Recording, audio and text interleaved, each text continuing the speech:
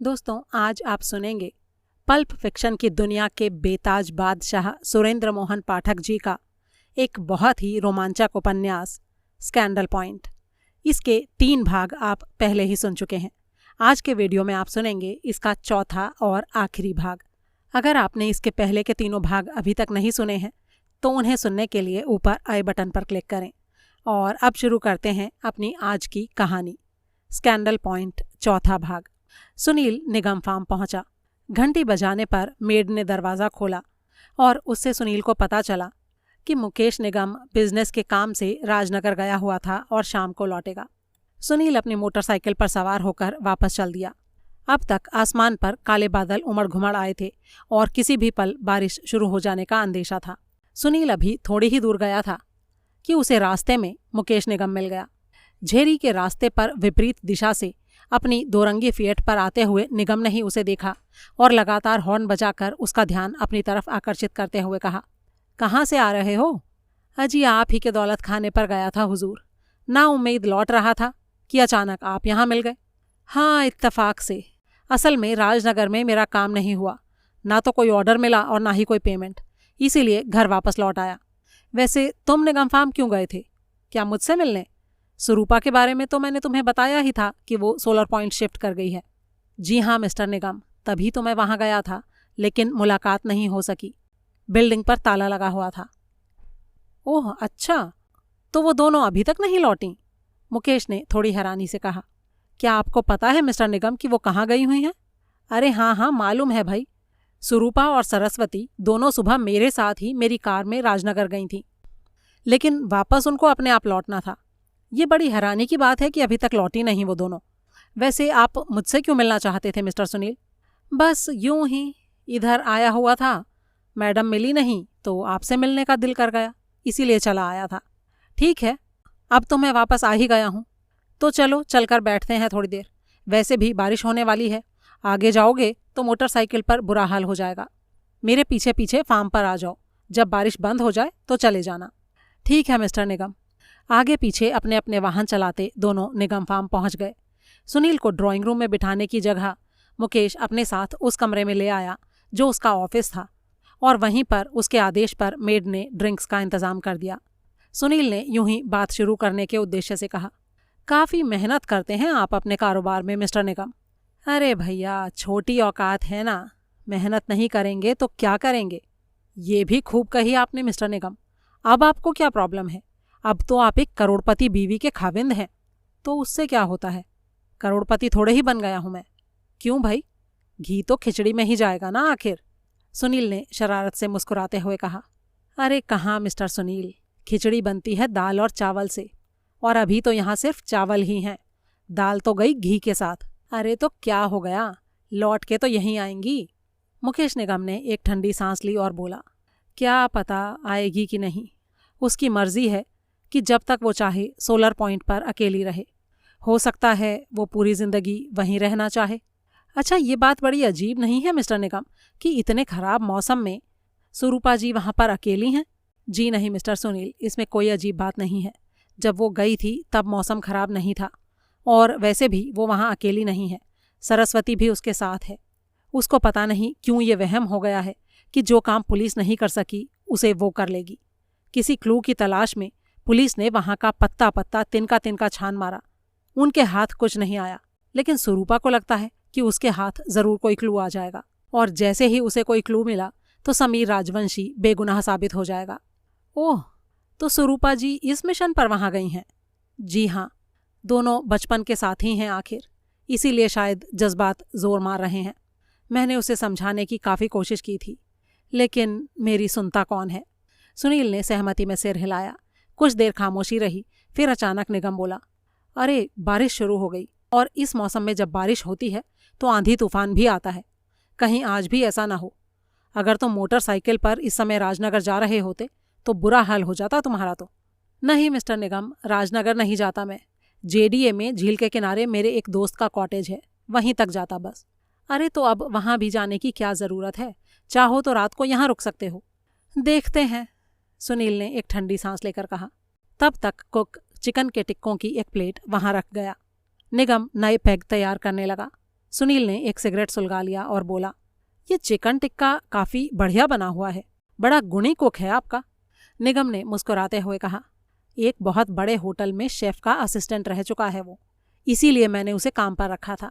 असल में मुझे खाने पीने का बड़ा शौक है, और सच पूछो तो बस एक यही शौक पाला है मैंने ज़िंदगी में। एक नहीं मिस्टर निगम, आपने 2 शौक पाले हुए हैं। मैडम ने मुझे बताया था कि आप वायरलेस के भी दीवाने हैं। घर में बाकायदा वर्कशॉप बनाई हुई है आपने। निगम मुस्कुराया और बोला, अरे वो तो दूसरी तरह का शौक है, टाइम पास है, लेकिन उम्दा खाने पर तो मेरी लार टपकती है। चलो ठीक है, डिनर के बाद मैं तुमको अपनी वर्कशॉप भी दिखाता हूँ। डिनर? सुनील ने थोड़ा सकपकाते हुए कहा, अरे और नहीं तो क्या, बारिश का हाल देख रहे हो, और ज़्यादा तेज़ हो गई है, तूफान भी बढ़ता ही जा रहा है। तो ऐसे में कहाँ जाओगे भला? खाना खाकर यहीं रुक जाना। अरे लेकिन आपको परेशानी होगी मिस्टर निगम। आह, कोई परेशानी नहीं होगी, खाना तो महाराज को बनाना है, मुझे थोड़ी बनाना है। चलिए ठीक है। ड्रिंक और डिनर से फारिग होते होते दोनों को 10:30 बज गए। बारिश तब भी बदस्तूर जारी थी। फिर निगम ने उसे अपनी वर्कशॉप दिखाने की पेशकश की। उसने बाजू का एक दरवाज़ा खोला, जिसके आगे एक बड़ा सा कमरा था, जो एक मोटे पर्दे द्वारा बीच में से 2 हिस्सों में बटा हुआ था। पर्दा पूरी तरह खिंचा हुआ नहीं था, इसलिए सुनील को उसके पार का भी नज़ारा हुआ, जहां दीवार के साथ एक लंबा काउंटर था, जिस पर तरह तरह के औजार और टेस्टिंग इंस्ट्रूमेंट्स बिखरे हुए थे। उन्हीं में खुले अधखुले रेडियो और टीवी सेट भी पड़े थे। पर्दे से पहले एक टेबल और 2 कुर्सियां थीं, और टेबल पर कुछ अजीबोगरीब शक्ल सूरत और आकार के वायरलेस सेट पड़े हुए थे। निगम ने उसे बताया, वायरलेस मेरी ऐसी हॉबी है कि अगर मेरे ऊपर रोजी रोटी कमाने की जिम्मेदारी ना हो तो मैं इसमें गर्क रहने के सिवाय और कोई काम करूं ही नहीं। अपने बीज के धंधे के सिलसिले में फार्म पर और फील्ड में मेरा बहुत वक्त बेकार हो जाता है, और इसीलिए अपनी इस हॉबी के लिए मैं बहुत कम ही टाइम निकाल पाता हूँ। आओ यहाँ इस कुर्सी पर बैठो, अब मैं तुम्हें एक चीज़ दिखाता हूँ। माइक्रो शॉर्ट वेव के कुछ ऐसे स्टेशन पकड़ने वाला ये सेट मैंने बनाया है जिनको आम कमर्शियल रेडियो कतई नहीं पकड़ पाते। मुझे तो उनकी ज़ुबान भी नहीं मालूम, और ये भी नहीं मालूम कि वो दुनिया के कौन से हिस्से में बसे कौन से मुल्क के हैं, लेकिन उनको सुनने में बड़ा ही मज़ा आता है। ये हेडफोन पहनकर तुम भी सुनो, हेडफोन से वो स्टेशन बहुत अच्छे सुनाई देते हैं।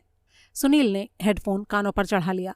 निगम ने उसके साथ एक तार जोड़ी, उसका दूसरा सिरा कहीं वायरलेस सेट में डाला, फिर मेज़ के पैनल में लगा एक स्विच ऑन कर दिया। फिर एक नॉब को पकड़कर वो सेट को फाइन ट्यून करने की कोशिश करने लगा।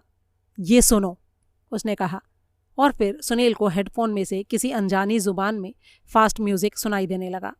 अगले 1 घंटे के दौरान निगम ने सुनील को ऐसे अलग अलग तरह के कई प्रोग्राम सुनवाए जिनके वजूद से भी वो बेखबर था। फिर उसने पूछा, क्यों मिस्टर सुनील, कैसी रही? सुनील ने मुस्कुराते हुए कहा, अरे बहुत ही बढ़िया, बड़ी ही दिल लगाने वाली हॉबी है आपकी, है ना? अभी मैं तुमको एक और ख़ास चीज़ सुनाता हूँ। उसके लिए मुझे इस वायरलेस सेट में एक नया सर्किट हुकअप करना पड़ेगा। वो सर्किट उधर है, मैं अभी जोड़ता हूँ। वो उठकर पर्दे के पार चला गया और लंबे काउंटर पर पड़े साजो सामान के हवाले हो गया। उस काम के दौरान वो काउंटर के एक सिरे से दूसरे तक घूमता रहा। सुनील को वो तभी दिखाई देता था जब वो आधे खुले पर्दे के आगे से गुजरता था या काउंटर के बीच में खड़ा होकर कोई काम करता था। अलग अलग तरह की तारों को हैंडल करते और भांति भांति की नॉब और स्विचों से उलझते समय उसके चेहरे पर परम संतोष के भाव दिखाई दे रहे थे। अपनी हॉबी में उसकी लिप्तता यकीनन बेमिसाल थी, और वो रात भर भी अगर उसमें लगा रहता तो ये कोई बड़ी बात नहीं होती। ऐसा लगता था जैसे उस वक्त उसे ना बाहर के मौसम का कोई एहसास था और ना ही घर में मेहमान के मौजूद होने का। इत्तफाकन ही सुनील की अपनी कलाई घड़ी पर नज़र पड़ी। 12 बजने को थे। वो हड़बड़ाया और उसने सिर पर से हेडफोन उतारकर मेज़ पर रख दिया। फिर वो बोला, अरे अब बस कीजिए जनाब, आधी रात हो गई है। काउंटर के करीब खड़ा निगम उसकी तरफ घूमा और फिर सकपकाया सा बोला, अच्छा हो गई? बस 2-4 मिनट ही बाकी हैं और इस बीच बारिश भी रुक गई है। कमाल है, पता ही नहीं चला। निगम ने कहा, भाई कोई हॉबी पकड़े तो आपकी तरह पकड़े, वरना ना पकड़े। आप तो जनाब इस काम में अपनी दीन दुनिया भी भूल जाते हैं। मुकेश निगम हंसा और पर्दा पार करके सुनील के साइड में आ खड़ा हुआ। सुनील ने यूं ही पूछ लिया, ये पर्दा क्यों लगा रखा है आपने? निगम ने जवाब दिया, जो लोग मुझसे अपने रेडियो और टीवी ठीक कराने आते हैं ना, मैं उनको इस टेबल से आगे नहीं जाने देना चाहता। उधर जो लंबा काउंटर है उसके ऊपर मेरे नाजुक मीटर और औजार वगैरह रखे हैं। मैं नहीं चाहता कि कोई उनके साथ छेड़खानी करे, लेकिन लोग जब उसके पास जाकर खड़े हो जाते हैं तो उनको छेड़ने से बाज नहीं आते। उनको इन सब से दूर रखने के लिए ही बीच में ये पर्दा लगाने का आइडिया मुझे सूझा था। आई सी, सुना है आप लोगों को रिपेयर वगैरह फ्री में करके देते हैं, कुछ चार्ज नहीं करते उनसे? असल में मिस्टर सुनील, मैं जो भी करता हूँ हॉबी के तौर पर करता हूँ, इसीलिए फ्री में सबका काम कर देता हूँ। लेकिन हाँ, रिपेयर में कोई पुर्जा अगर बदलना पड़ता है तो उसकी कीमत उनसे ले लेता हूँ। सुनील मुस्कुराया और बोला, खैर जो भी हो, हॉबी काफ़ी कमाल की है आपकी। पता नहीं कहाँ कहाँ के ब्रॉडकास्ट सुनवा दिया आज तो आपने। वैसे थे तो ये सब प्लैनेट अर्थ के ही ना, या फिर कोई मंगल शुक्र भी पकड़ में आ गया था? निगम हंसा और फिर बोला, आओ चलते हैं। ऑफिस में पहुंचकर उसने खिड़की पर से पर्दे सरकाए और बाहर झांका। मौसम अब बिल्कुल ठीक हो चुका था। सुनील कुछ कहने ही वाला था कि तभी अचानक कॉल बेल बजी। साथ ही फाटक जोर जोर से भड़भड़ाया जाने लगा। निगम बड़बड़ाया, इतनी रात गए कौन आ गया? और जो भी आया है कुछ ज्यादा ही जल्दी में लगता है। मैं गेट खोलकर देखता हूँ। फिर उसने बाहर निकलकर फाटक खोला। सामने बदहवास सरस्वती फाटक का पिलर थामे खड़ी थी और ऐसे हाँफ रही थी मानो मीलों दूर से दौड़ती हुई आई हो। पोर्टिको की रोशनी में उसका चेहरा चौक की तरह सफ़ेद दिखाई दे रहा था। निगम हकबकाया सा बोला, सरस्वती, क्या हो गया? खैरियत तो है? धौंकने की तरह चलती सांसों के साथ वो बोली, नहीं नहीं है स्वरूपा, स्वरूपा। क्या हुआ स्वरूपा को? गोली, उसने गोली मार ली खुद को, गोली। और इतना कहते कहते उसकी आंखें उलट गईं और वो वहीं ढेर हो गई। उस घड़ी सुनील की मोटरसाइकिल बहुत काम आई, जिस पर सवार होकर वो दोनों सोलर पॉइंट पहुंचे। पीछे बंगले में ले जाए जाने के बाद सरस्वती जल्दी ही होश में आ गई थी, लेकिन वो अभी भी ठीक से बोल नहीं पा रही थी। निगम ने उसे मेड के हवाले कर दिया था और वहां से रवाना होने से पहले डॉक्टर मानकटाला को फ़ोन भी कर दिया था। पुलिस को फ़ोन करने की राय पर उसने ये कहकर अमल नहीं किया था कि पहले ये तस्दीक होनी ज़रूरी थी कि स्वरूपा वाकई मर चुकी है। फिर पता नहीं आत्महत्या के केस में पुलिस को खबर करना ज़रूरी होता भी था या नहीं। सुनील ने उसे कहा कि ऐसा करना ज़रूरी होता है। तब निगम ने कहा कि अगर ऐसा है तो फ़ोन मानकटाला के आने के बाद कर दिया जाएगा। सोलर पॉइंट पर उन्हें इमारत का सामने का दरवाज़ा खुला मिला। बिजली तब भी गुल थी। लगता था तूफान से रूट की कोई तार हिल गई थी या शायद टूट गई थी। सुनील ने भीतर दाखिल होकर अपना सिगरेट लाइटर जलाया तो हॉल में सीढ़ियों के करीब एक ऊंचे स्टूल पर एक क्षमादान रखा दिखाई दिया। उसने वो क्षमादान जला लिया, जिसकी रोशनी में पहले उन्होंने सिटिंग रूम में झांका जिसमें रिपुदमन राजवंशी की लाश पाई गई थी। वो कमरा खाली था। फिर सीढ़ियां चढ़ते हुए दोनों ऊपर पहुंचे। ऊपर राजवंशी के बेडरूम का दरवाज़ा खुला था। अंदर एक क्षमादान जल रहा था और जैसे ही वो दोनों भीतर दाखिल हुए उनकी नज़रें एक साथ स्वरूपा पर पड़ीं, जो एंटीक अलमारी के खुले पल्लों के सामने फर्श पर पीठ के बल लुढ़की पड़ी थी। उसकी छाती का पूरा हिस्सा खून से पूरी तरह से तर था। हे भगवान, ओ माय गॉड, निगम के मुंह से निकला और फिर उसका शरीर हवा में यूं लहराया जैसे वो गिरने वाला हो। किसी सहारे की तलाश में उसके हाथ हवा में अपने आप फैले तो उसका दायां हाथ अलमारी के एक शेल्फ पर जाकर पड़ा। उसने बेचैनी से उस शेल्फ को थामा और बड़ी मुश्किल से अपने शरीर को स्थिर किया। ये क्या हो गया? उसके मुंह से फिर से निकला। सुनील ने क्षमादान एक तरफ रख दिया और फिर झुककर स्वरूपा के शरीर का मुआयना किया। उसे समझते देर नहीं लगी कि स्वरूपा की मौत हो चुकी थी। उसके दाएं पहलू के करीब लंबी नाल वाली म्यूजियम पीस जैसी दिखने वाली एक रिवॉल्वर पड़ी थी। उसने झुककर उसका मुआयना किया। वो अपनी नाक को नाल के करीब लेकर गया तो जले हुए बारूद की गंध का उसे स्पष्ट आभास हुआ। रिवॉल्वर के लकड़ी के हत्थे पर पीतल की एक गोल प्लेट लगी हुई थी जिस पर गुदे हुए अक्षरों में लिखा था, आर राजवंशी 1959। सुनील ने धीरे से कहा, काफ़ी खस्ता हाल रिवॉल्वर जान पड़ती है ये। लगता है जैसे काफ़ी मुद्दत से इस्तेमाल नहीं की गई है। सारे चेंबर खाली हैं। शायद इसमें एक ही गोली थी जो कि मैडम की छाती में जा लगी और दस्ते पर भी राजवंशी साहब के नाम की प्लेट लगी हुई है। तो इसका मतलब ये गन उन्हीं की होगी। हाँ, शायद उन्हीं की होगी, निगम ने कांपते हुए स्वर में कहा। आपने पहले कभी नहीं देखी है? जी नहीं। अगर ये राजवंशी साहब की है तो मैडम को उन्होंने ही दी होगी।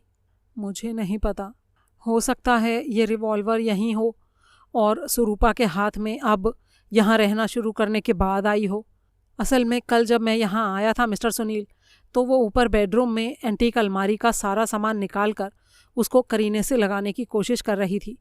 हो सकता है ये रिवॉल्वर उसी सामान में हो। सुरूपा शायद इसका मुआयना कर रही होगी और शायद गोली चल गई होगी। बंदूक बरामद उनको कल हुई और मुआयना आज कर रही होंगी। हो सकता है कल उठाकर एक तरफ रख दी हो, आज ख्याल आया हो। पुलिस यहाँ का चप्पा चप्पा छान चुकी है मिस्टर निगम। अगर यहाँ कोई रिवॉल्वर था तो वो पुलिस की नज़रों में ज़रूर आया होता।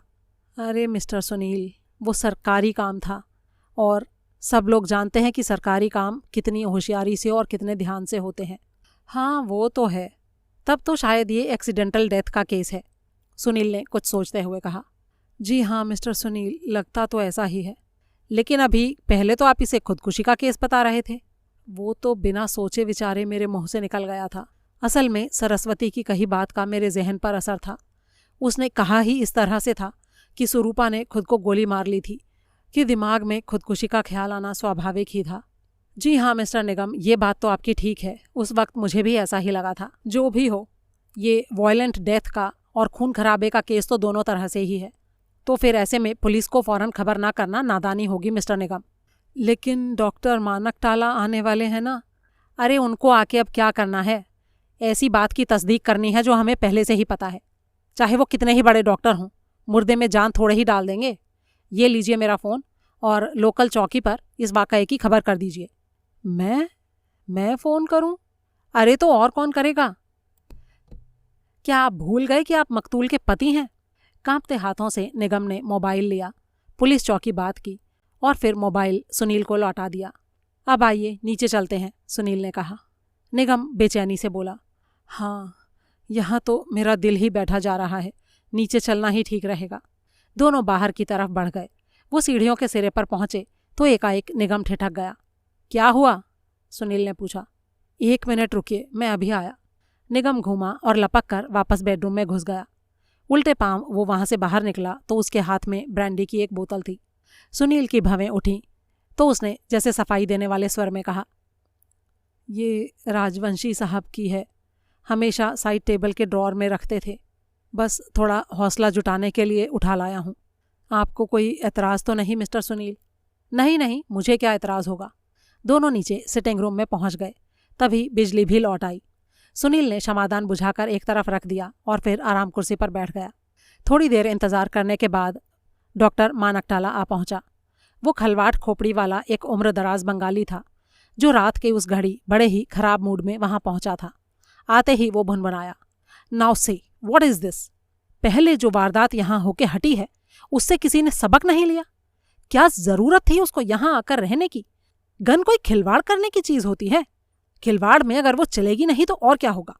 कैसी कंडीशन है अब उसकी? क्या सीरियस है? जवाब निगम के बजाय सुनील ने दिया। आपकी उम्मीद से ज्यादा सीरियस है जनाब। सुरूपा निगम की मौत हो चुकी है। Are you sure? Yes sir. How's that? क्या तुम भी डॉक्टर हो? जी नहीं, मैं प्रेस रिपोर्टर हूँ। मेरा नाम सुनील है। Press reporter? तुम्हारा यहाँ क्या काम है? जी मेरा यहाँ कोई काम नहीं है। असल में जब ये खबर पंचधारा में निगम साहब के पास पहुंची थी तो इत्तेफाक से मैं इनके साथ था। ऐसी संकट की घड़ी में इनका साथ देना मुझे अपना फर्ज लगा, इसीलिए चला आया। समझा। गोली कहाँ चली थी वैसे? तीनों एक बार फिर से ऊपर पहुंचे और डॉक्टर ने लाश का अच्छी तरह से मुआयना किया। फिर वो बोला, she is no more, you were right. Close range से चली गोली सीधे दिल से गुजर गई है। मुश्किल से 2 फुट से चली जान पड़ती है। बचने का कोई सवाल ही नहीं था। सुरूपा खुली अलमारी के सामने गिरी हुई है। इसका क्या ये मतलब है कि ये गन अलमारी में थी? जी हाँ, लगता तो ऐसा ही है, सुनील ने कहा। ये लड़की आधी रात को बेड से उठी और अलमारी खोलकर गन से खिलवाड़ करने लगी, वो भी नाल का रुख अपनी तरफ करके। How stupid a person can get. Surupa से मुझे ऐसी उम्मीद नहीं थी। दुर्घटना तो किसी के भी साथ हो सकती है doctor. Yes you are right mister Sunil, और खास तौर से इस घर में। यहाँ तो जो ना हो जाए वो थोड़ा है। जब भी मैं यहाँ आता हूँ मुझे लगता है मैं किसी भूतिया जगह में कदम रख रहा हूँ, और मुझे लगता है ऐसा एहसास होने में सबसे बड़ा रोल है इन देवदार के पेड़ों का जिनसे ये इमारत चारों तरफ से घिरी हुई है। वो ऐसी आवाज़ें पैदा करते हैं जैसे कोई बोल रहा हो, कोई फुसफुसा रहा हो, कोई दबे पांव चल रहा हो। कोई पत्थर दिल इंसान ही होगा जिस पर ऐसे माहौल का असर ना पड़े। राजवंशी अक्सर कहा करता था कि वो तरह तरह की आवाज़ें सुनता था, इसीलिए मैं उसको यहाँ नहीं रहने देना चाहता था। अगर उसने समय रहते इस जगह का पीछा ना छोड़ा होता तो यकीनन पागल हो जाता। लेकिन देखो, फिर भी कत्ल होने के लिए फिर से यहाँ चला आया। तो क्या आपके ख्याल से सुरूपा के ऊपर भी यहाँ के माहौल का ही असर हुआ है जो ये वाकया हुआ? निगम ने टूटते स्वर में पूछा। हाँ, हो तो सकता है, डॉक्टर ने कहा। लेकिन इतनी जल्दी डॉक्टर? अभी तो 3 ही दिन हुए थे उसे यहाँ रहते हुए। हाँ, ये तो वाकई हैरानी की बात है। लेकिन तभी सीढ़ियों पर आहट हुई और डॉक्टर चुप हो गया। ये सरस्वती थी। निगम ने अप्रसन्न भाव से कहा, अरे तुम यहाँ क्यों आ गई? मैं तुम्हें बंगले पर रेस्ट करने के लिए छोड़ के आया था ना। अपनी हालत तो देखो जरा। सरस्वती रुआंसे स्वर में बोली, सुरूपा को यहाँ खून से लथपथ पड़ी छोड़कर मैं रेस्ट कैसे कर सकती थी? मैं तो ये देखने आई थी कि उसके बचने की कोई उम्मीद है या नहीं, लेकिन लगता है ये तो। इतना कहते कहते सरस्वती के मुंह से एक घुटी हुई चीख निकली। सुनील ने जल्दी से कहा, इसे यहाँ से बाहर लेकर जाइए, वरना ये फिर से बेहोश हो जाएगी। निगम ने उसकी बाँह पकड़ी और उसे बाहर ले गया। सब लोग फिर से नीचे सिटिंग रूम में पहुंच गए और सरस्वती को वहां दीवान पर बैठा दिया गया। सुनील ने उसे दिलासा देने वाले स्वर में कहा, देखिए मिस जोशी, हौसला रखिए और हमें ये बताइए कि यहाँ ठीक ठीक क्या हुआ था। वो सुबकते हुए बोली, मैं क्या बताऊं कि क्या हुआ था? जो हुआ वो मेरे सामने तो हुआ नहीं था। हम दोनों निगम साहब की गाड़ी से राजनगर गए थे और शाम को 6:15 बजे के करीब बस से वापस आए थे। मैंने आके खाना बनाया और सुरूपा को खाने को बोला तो उसने मना कर दिया। मैं उसका खाना ढक के 9:30 बजे ऊपर अपने कमरे में चली गई थी और जाते ही सो गई थी। उस वक्त सुरूपा कहाँ थी? यहीं उस साहब वाली आराम कुर्सी पर बैठे हुए किताब पढ़ रही थी। उनका मूड कैसा था? काफ़ी गंभीर थी वो, थकी हुई और निढाल जान पड़ती थी। क्या राजनगर में ऐसा कुछ हुआ था जो उसके खराब मूड की वजह हो? मुझे नहीं पता साहब कि राजनगर में क्या हुआ था, क्योंकि मैं वहाँ उसके साथ नहीं थी। राजनगर पहुँचते ही हम अलग हो गए थे और फिर शाम को 4 बजे बस अड्डे पर ही मिले थे। और जहाँ तक मूड का सवाल है साहब, वो तो उसका उस दिन से ही खराब था जिस दिन साहब का कत्ल हुआ था। अच्छा ठीक है, फिर 9:30 बजे जब आप ऊपर चले गईं उसके बाद क्या हुआ? मैं तो ऊपर जाते ही सो गई थी साहब, इसलिए मुझे पता नहीं लगा कि सुरूपा ऊपर कब गई थी। मेरी नींद तो अचानक तब खुली जब एक ज़ोर की धाए की आवाज़ हुई। एक बार को तो मुझे समझ नहीं आया कि आवाज़ कैसी थी और कहाँ से आई थी, लेकिन मुझे सुरूपा का ख्याल आया और मैं जल्दी से लपक कर उसको देखने के लिए उसके बेडरूम के दरवाजे पर पहुंची। मैंने दरवाजे को धक्का दिया लेकिन वो अंदर से बंद था। मैंने आवाज़ दी लेकिन कोई जवाब नहीं आया। मैं और बुरी तरह से घबरा गई। मैंने दरवाजे को ज़ोर ज़ोर से भड़भड़ाया तो अंदर से चिटखनी गिर गई और दरवाज़ा खुल गया। मैं अंदर दाखिल हुई और मुझे खुली अलमारी के सामने सुरूपा पड़ी नज़र आई। जब मैं थोड़ा और आगे गई तो मुझे उसकी छाती से बहता खून दिखाई दिया और पास में पड़ी गन। पूरे कमरे में आतिशबाजी छूटने जैसी गंध फैली हुई थी। मेरी अक्ल ने यही बोला कि पता नहीं कैसे उसने खुद को गोली मार ली। त्राही त्राही करती मैं वहाँ से ऐसी दौड़ी कि निगम फार्म पर ही जाकर दम लिया। तभी हवलदार ज्ञानचंद के साथ कृपाराम ने वहाँ कदम रखा। सुनील को वहाँ मौजूद देख वो भौंचक्का रह गया और नाराज़गी भरे स्वर में बोला, तुम यहाँ पर भी? अरे महाराज, तुम क्या कोई देवता पुरुष हो जो जब जहाँ चाहते हो अवतरित हो जाते हो? सुनील ने खुश्क स्वर में कहा, ऐसी कोई बात नहीं है। ये सिर्फ इत्तफाक था कि जब ये खबर निगम फार्म पहुंची तब बतौर मेहमान मैं वहीं मौजूद था। अच्छा ठीक है, लाश कहाँ है? ऊपर है, आइए दिखाता हूँ। सुनील कृपाराम और ज्ञानचंद को ऊपर लेकर चला। किसी ने साथ आने की कोशिश नहीं की। बेडरूम में पहुंचकर दोनों पुलिस वाले लाश का मुआयना करने लगे। अपने पिछले फेरे में रोशनी की कमी होने के कारण सुनील वहां का कोई खास मुआयना नहीं कर सका था, लेकिन इस बार कमरा क्योंकि ट्यूबलाइट से रोशन था इसलिए उसने बड़ी ही बारीकी से चारों तरफ देखना शुरू किया। आखिरकार उसकी नज़रें एंटीक अलमारी पर जाकर स्थिर हो गईं। अलमारी की दराजों को तो कृपाराम की मौजूदगी में खोलना संभव नहीं था, लेकिन उनके ऊपर वाले खुले शेल्फों का उसने बारीक मुआयना किया। वो अलमारी चौड़ाई में 4 फुट के करीब थी और उसकी गहराई भी 2-2.5 फुट से कम नहीं थी, इसीलिए शेल्फों पर काफ़ी जगह थी। वहाँ पुरानी पत्रिकाएं, रस्सियों से बंधे कागजों के बंडल वगैरह दिखाई दे रहे थे। जो ज़रूर सुरूपा ने ही बांधे होंगे। वहाँ कुछ मोटी मोटी किताबें भी थीं जो उन रद्दी कागजात में पड़ी रद्दी ही जान पड़ती थीं, और एक सूरत से नई दिखाई देने वाली जैसी हॉट वाटर बॉटल थी जो जिस्म के किसी दुखते हिस्से की सिकाई के काम आती थी। वो बॉटल एक के ऊपर एक करके 2 ढेरों में पड़ी मोटी किताबों के पीछे अलमारी की बैक के सहारे लेटी पड़ी होने की जगह खड़ी हुई थी। हॉट वाटर बॉटल का वहाँ भला क्या काम था? ज़रूर सुरूपा ने बेध्यानी में कहीं और से उठाकर वहाँ रख दी होगी। सुनील ने एक सतर्क नज़र लाश के करीब बैठे दोनों पुलिसियों पर डाली और फिर चुपचाप अलमारी के करीब सरक गया। उसने नोट किया कि जिस शेल्फ पर भारी किताबों के पीछे वो हॉट वाटर बॉटल पड़ी थी वो कमरे के फर्श से करीब 4 फुट ऊंचा था। उसने थोड़ा हिचकिचाते हुए हाथ बढ़ाया और किताबों को डिस्टर्ब किए बिना पीछे पड़ी बॉटल उठा ली। उसने बारीकी से बॉटल का मुआयना किया तो पाया कि उसकी एक साइड का रबड़ इस तरह से रगड़ खाया हुआ जान पड़ता था जैसे उस पर किसी भारी चीज़ की चोट पड़ी हो। ये बॉटल वजन में उसे काफ़ी हल्की लगी, जिसका मतलब था कि उसमें पानी नहीं भरा हुआ था, लेकिन दबाने से वो दब नहीं रही थी बल्कि वो फूली हुई थी। तो इसका मतलब ये था। तभी अचानक उसे कृपाराम की आवाज़ सुनाई दी। अरे क्या कर रहे हो सुनील बाबू? कुछ नहीं, बस ये ज़रा हॉट वाटर बॉटल देख रहा था। पहले ऐसी बोतल कभी देखी नहीं क्या जिंदगी में? नहीं, ऐसी बात तो नहीं है कृपाराम जी, लेकिन वो क्या है ना कि चुपचाप इसे वापस रख दो। सुनील ने आदेश का पालन किया।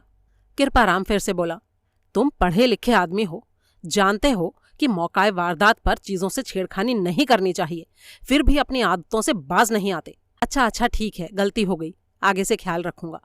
तीनों फिर से नीचे पहुंच गए। कृपाराम ने गंभीरता से कहा, तो आप लोगों को ऐसा लगता है कि ये मौत दुर्घटनावश हुई है? जी हाँ, डॉक्टर ने कहा। सुनील ने कहा, अरे हमारे ख्यालों की क्या कीमत है, आप अपना ख्याल बताइए, सरकारी वाला ख्याल। कृपाराम ने कुछ सोचते हुए कहा, देखिए, अगर खिड़की दरवाजे अंदर से बंद थे और अंदर मरने वाली के अलावा और कोई नहीं था, तब तो ये पक्के तौर पर खुदकुशी का ही केस है। लेकिन वो खुदकुशी क्यों करती भला? डॉक्टर ने कहा, क्योंकि जो हुआ उसका रिपुदमन राजवंशी के कत्ल से किसी न किसी तरीके से कोई रिश्ता हो सकता है। मरने वाली ने कत्ल के बारे में जो कुछ बताया, हो सकता है वो उससे ज्यादा जानती हो। उसे जरूर कातिल की कोई अंदरूनी जानकारी होगी, इसीलिए वो समीर को बचाना चाहती थी। इसमें भी कोई बड़ी बात नहीं कि सुरूपा का खुद का कत्ल में हाथ हो या कत्ल की प्लानिंग में उसका हाथ हो। या तो वो खुद कातिल थी या उसने कातिल की मदद की थी और इसी बात का उसके मन में पश्चाताप था और इसीलिए उसने खुदकुशी कर ली। सुनील ने मुस्कुराते हुए कहा, बहुत बढ़िया जा रहे हो कृपाराम जी, इंस्पेक्टर सुनेंगे तो आपकी सूझबूझ पर दंग ही रह जाएंगे। डॉक्टर थोड़े भड़के स्वर में बोला, now this is share nonsense. आप सुरूपा के बारे में गलत सोच रहे हैं। वो राजवंशी साहब को दिल से चाहती थी और सपने में भी उनका अहित करने का ख्याल नहीं कर सकती थी। कृपाराम ने जवाब दिया, लेकिन ये मत भूलिए डॉक्टर साहब कि मकतूल की वसीयत उसके नाम थी। हो सकता है कि वो दिल से अच्छी लड़की हो, लेकिन ये भी तो हो सकता है कि किसी ने उसे भटका दिया हो। वैसे भी अपने पति से उसके अच्छे ताल्लुकात नहीं थे, और जिस औरत का घर ना बसा हो उसका किसी और से ताल्लुक होना कोई बड़ी बात नहीं है। तो हो सकता है उसका जिससे ताल्लुक हो उसने उसे भड़का दिया हो, जैसे कि बादल बिजवाल ने। और फिर आप लोग ये बात भी मत भूलिए कि राजवंशी साहब के कत्ल के लिए बंद मकान में दाखिल होने की सुविधा सिर्फ और सिर्फ मिसेज निगम के पास थी। सुनील ने तीखे स्वर में कहा, तो फिर उसी कत्ल के इल्जाम में समीर राजवंशी क्यों गिरफ्तार है? क्यों तुम्हारा ऑफिसर ये घोषित करता है कि वो उसे सजा दिला के ही मानेगा? ये बात सुनकर कृपाराम थोड़ा हड़बड़ा गया, लेकिन फिर भी पूरी ढिठाई से बोला, मौजूदा हालात के मद्देनजर उसके खिलाफ केस पर फिर से विचार किया जाएगा। तभी लाइट फिर से चली गई। सुनील ने लाइटर जलाकर फायरप्लेस को रोशन कर दिया। कृपाराम ने कहा, इस वक्त यहाँ का कोई बारीक मुआयना मुमकिन नहीं है। मुआयना दिन के उजाले में होगा और हेडक्वार्टर से स्पेशलिस्ट आकर ये काम करेंगे। इसलिए मुझे इस जगह को लॉक करके चाबी अपने पास महफूज रखनी होगी। किसी को कोई एतराज़? लेकिन लाश कब तक यूं ही पड़ी रहेगी? निगम ने कहा, मजबूरी है साहब, 2 तो बज भी चुके हैं। आजकल 5:30 बजे सवेरा हो जाता है, थोड़ी देर की ही बात है, तब तक लाश को कुछ नहीं होगा। मैं घर को लॉक कर देता हूँ और हवलदार ज्ञानचंद तब तक यहीं रहेगा। निगम के माथे पर बल पड़ गए। उसने कहा, अगर आपका हवलदार यहाँ घर के अंदर रहेगा तो मैं मांग करता हूँ कि मुझे भी उसके साथ वहाँ रुकने दिया जाए। अच्छा ठीक है, आप हवलदार के साथ यहाँ रुक सकते हैं। और वैसे मैं आपकी जानकारी के लिए एक बात बता दूं निगम साहब, कि जब भी पत्नी की अस्वाभाविक मौत का मामला हो तो सबसे पहले पति पर शक किया जाता है, लेकिन यहाँ इस केस में आपके ऊपर शक की कोई गुंजाइश ही नहीं है। आप तो मौका वारदात के करीब भी नहीं थे। आप यहाँ से 1 किलोमीटर दूर थे और सुनील बाबू के साथ थे। इससे बेहतर कोई एलिबाई तो आपको हासिल हो ही नहीं सकती थी। बहुत ही खुशकिस्मत हैं आप जो इतनी आसानी से और इतने परफेक्ट तरीके से पुलिस के शक के दायरे में आने से बच गए हैं। निगम ने तीखे स्वर में कहा। शक के दायरे से क्या मतलब है आपका? क्या ये कोई कत्ल का केस है जो आप ऐसी बातें कर रहे हैं? जी नहीं, लेकिन अगर होता भी तो आप सबसे पहले इंसान होते जिसका नाम बतौर मर्डर सस्पेक्ट खारिज कर दिया जाता। इसीलिए मैंने कहा कि आप खुशकिस्मत हैं। उसके बाद निगम कुछ नहीं बोला। सरस्वती को सुनील अपनी मोटरसाइकिल पर बिठाकर पंचधारा ले आया। उसने बड़े ही विनम्र स्वर में कहा, देखिए सरस्वती जी, ये कोई टाइम तो नहीं है कुछ पूछने का, लेकिन अगर आप इजाज़त दें तो। हाँ, पूछो, क्या पूछना चाहते हो? सरस्वती ने कहा। आप मुझे ये बताइए कि राजवंशी साहब के जिंदा रहते जब आप उनके साथ सोलर पॉइंट पर रहती थी तो क्या उस वक्त इमारत के पिछले दरवाजे की एक चाबी स्थायी रूप से आपके पास होती थी? जी हाँ सुनील बाबू, साहब ने खुद दी थी। और मैंने सुना है कि आपकी वो चाबी एक बार खो गई थी। किससे सुना है? सुरूपा से। कैसे खो गई थी आपकी वो चाबी? ये तो मुझे भी नहीं पता साहब कि कैसे खो गई थी। अच्छी भली मैंने बैग में रखी थी, वहाँ से पता नहीं कहाँ चली गई थी। असल में एक दिन दोपहर के बाद कुछ खरीदारी करने के लिए मैं झेरी गई थी। सामान के लिए मैंने साथ में एक बड़ा बैग ले रखा था। पिछवाड़े के दरवाजे को ताला लगाकर उसी में मैंने चाबी रखी थी। झेरी में शॉपिंग करने के बाद मुझे कुछ जानकार मिल गए। फिर उसके बाद मुकेश निगम और सुरूपा मिल गए थे, तो कुछ टाइम उनके साथ भी लग गया था। उन्होंने मुझे बड़ा ही मान दिया था। वहाँ कॉफ़ी हाउस में साथ बिठाकर कॉफ़ी भी पिलाई थी। उसके बाद मैं वापस लौट आई थी। सोलर पॉइंट पहुंचकर जब मैं पिछवाड़े के दरवाजे पर पहुंची तो मुझे बैग में चाबी नहीं मिली। मैं उल्टे पांव झेरी वापस गई। उन सारी जगहों को ढूंढा जहाँ जहाँ मैं गई थी। लोगों से पूछा भी कि शायद किसी को कोई चाबी गिरी पड़ी मिली हो, लेकिन चाबी मुझे नहीं मिली। पता नहीं वो मेरे बैग में से कैसे गिर गई थी, और पता नहीं मुझसे वो लापरवाही भी कैसे हुई। अगर कोई मेरे दिल से पूछे तो उस चाबी के खोने की वजह से मैं आज तक भी शर्मिंदा हूँ। इसमें शर्मिंदा होने की कोई बात नहीं है सरस्वती जी, ऐसा तो किसी के साथ भी हो सकता है। अच्छा ये बताइए कि बेडरूम की एंटीक अलमारी में काफ़ी सारे कागज़ रस्सियों से बंधे हुए रखे थे, क्या ये सब सुरूपा ने किया था? जी हाँ साहब, सोमवार सुबह से जब से वो वहाँ पहुँची थी ऊपर बेडरूम में ही खपती रही थी। खास तौर से उस अलमारी के ही हवाले थी। बहुत सारे कागज़ 2 दिन उसने मुझे भी दिए थे, जिनको मैं सामने यार्ड में ले जाकर जलाती रही थी। वहाँ से निपटने के बाद ही तो उसने राजनगर जाने की सोची थी। उस अलमारी की दराजों में क्या है? कुछ भी नहीं है साहब, खाली हैं वो। पहले उनमें क्या था? जी कागजात ही थे, पुराने बिल, चिट्ठियाँ, बैंक की रसीदें और इसी तरह की चीज़ें। लेकिन वो सारा काम तो शायद पूरा हो चुका था ना। जो भी कागजात नष्ट करने लायक थे वो आपको जलाने के लिए दे दिए गए थे, और जो रखने लायक थे उनको बंडल बनाकर शेल्फों पर रख दिया गया था। तो फिर अलमारी में ऐसा क्या काम बचा था जो सुरूपा आधी रात को करने के लिए गई? क्या सुरूपा के उस अभियान में आप हर समय उसकी मदद के लिए उसके साथ रहती थीं? जी हाँ, सिवाय उस टाइम के जब मैं कागज़ जलाने बाहर जाती थी या वो मुझे पानी या चाय लाने को बोलती थी। और इन कामों को करने के बाद आप फिर से उसके साथ ही रहती थी? जी हाँ, सुरूपा आपको इतना मान देती थी, कभी भी नौकर की तरह ट्रीट नहीं करती थी। तो आपकी गैर हाजिरी में अगर उसे कहीं से रिवॉल्वर मिली होती तो क्या वो उस बारे में चुप लगा जाती, या फिर आपको दिखाती कि देख सरस्वती, अंकल के कागज़ों में से ये क्या निकला है? वो 100% मुझे दिखाती साहब। उसने मुझसे कभी कोई चीज़ नहीं छुपाई। वो रिवॉल्वर भी कभी नहीं छुपाती। लेकिन रिवॉल्वर छुपाने की ये वजह भी तो हो सकती है सरस्वती कि वो आत्महत्या करने का इरादा रखती हो। ये बात बिल्कुल बकवास है साहब। कोई आत्महत्या करता है ना तो बस कर ही लेता है, उसे टालता नहीं रहता। आधी रात को बेडरूम में जाके नाइट ड्रेस नहीं पहनता, कपड़े बदल कर बिस्तर पर लेटने के बाद ये नहीं सोचता कि नींद नहीं आ रही तो चलो आत्महत्या ही कर लेता हूँ। ये बात तुमने बहुत पते की कही सरस्वती, तब तो ये हादसा ही था। बहरहाल मुझसे ये सब बातें करने के लिए शुक्रिया सरस्वती जी। अगला अध्याय। गुरुवार शाम को अर्जुन के साथ सुनील झेरी गांव पहुंचा, जहां की सिग्नल रेजिमेंट में रिटायर्ड सूबेदार मेजर साहब राम बारिया का घर था। वो उम्र में करीब 65 साल का काफ़ी तंदुरुस्त और मूँछों वाला रौबदार आदमी था। अर्जुन ने उसे सुनील का परिचय दिया और अपने आने का मकसद बताया। क्या जानना चाहते हो तुम? उसने सुनील से पूछा। देखिए जनाब, सच पूछिए तो ठीक से मुझे खुद भी नहीं पता कि मैं क्या जानना चाहता हूँ।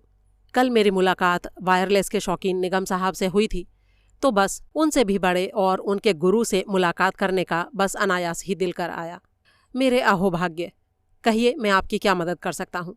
ये बताइए कि क्या वायरलेस सीखने की मंशा के साथ निगम साहब खुद आपके पास आए थे?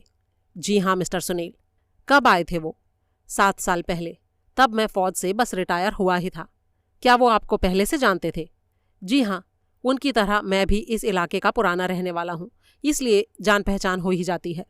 वो वायरलेस क्यों सीखना चाहते थे?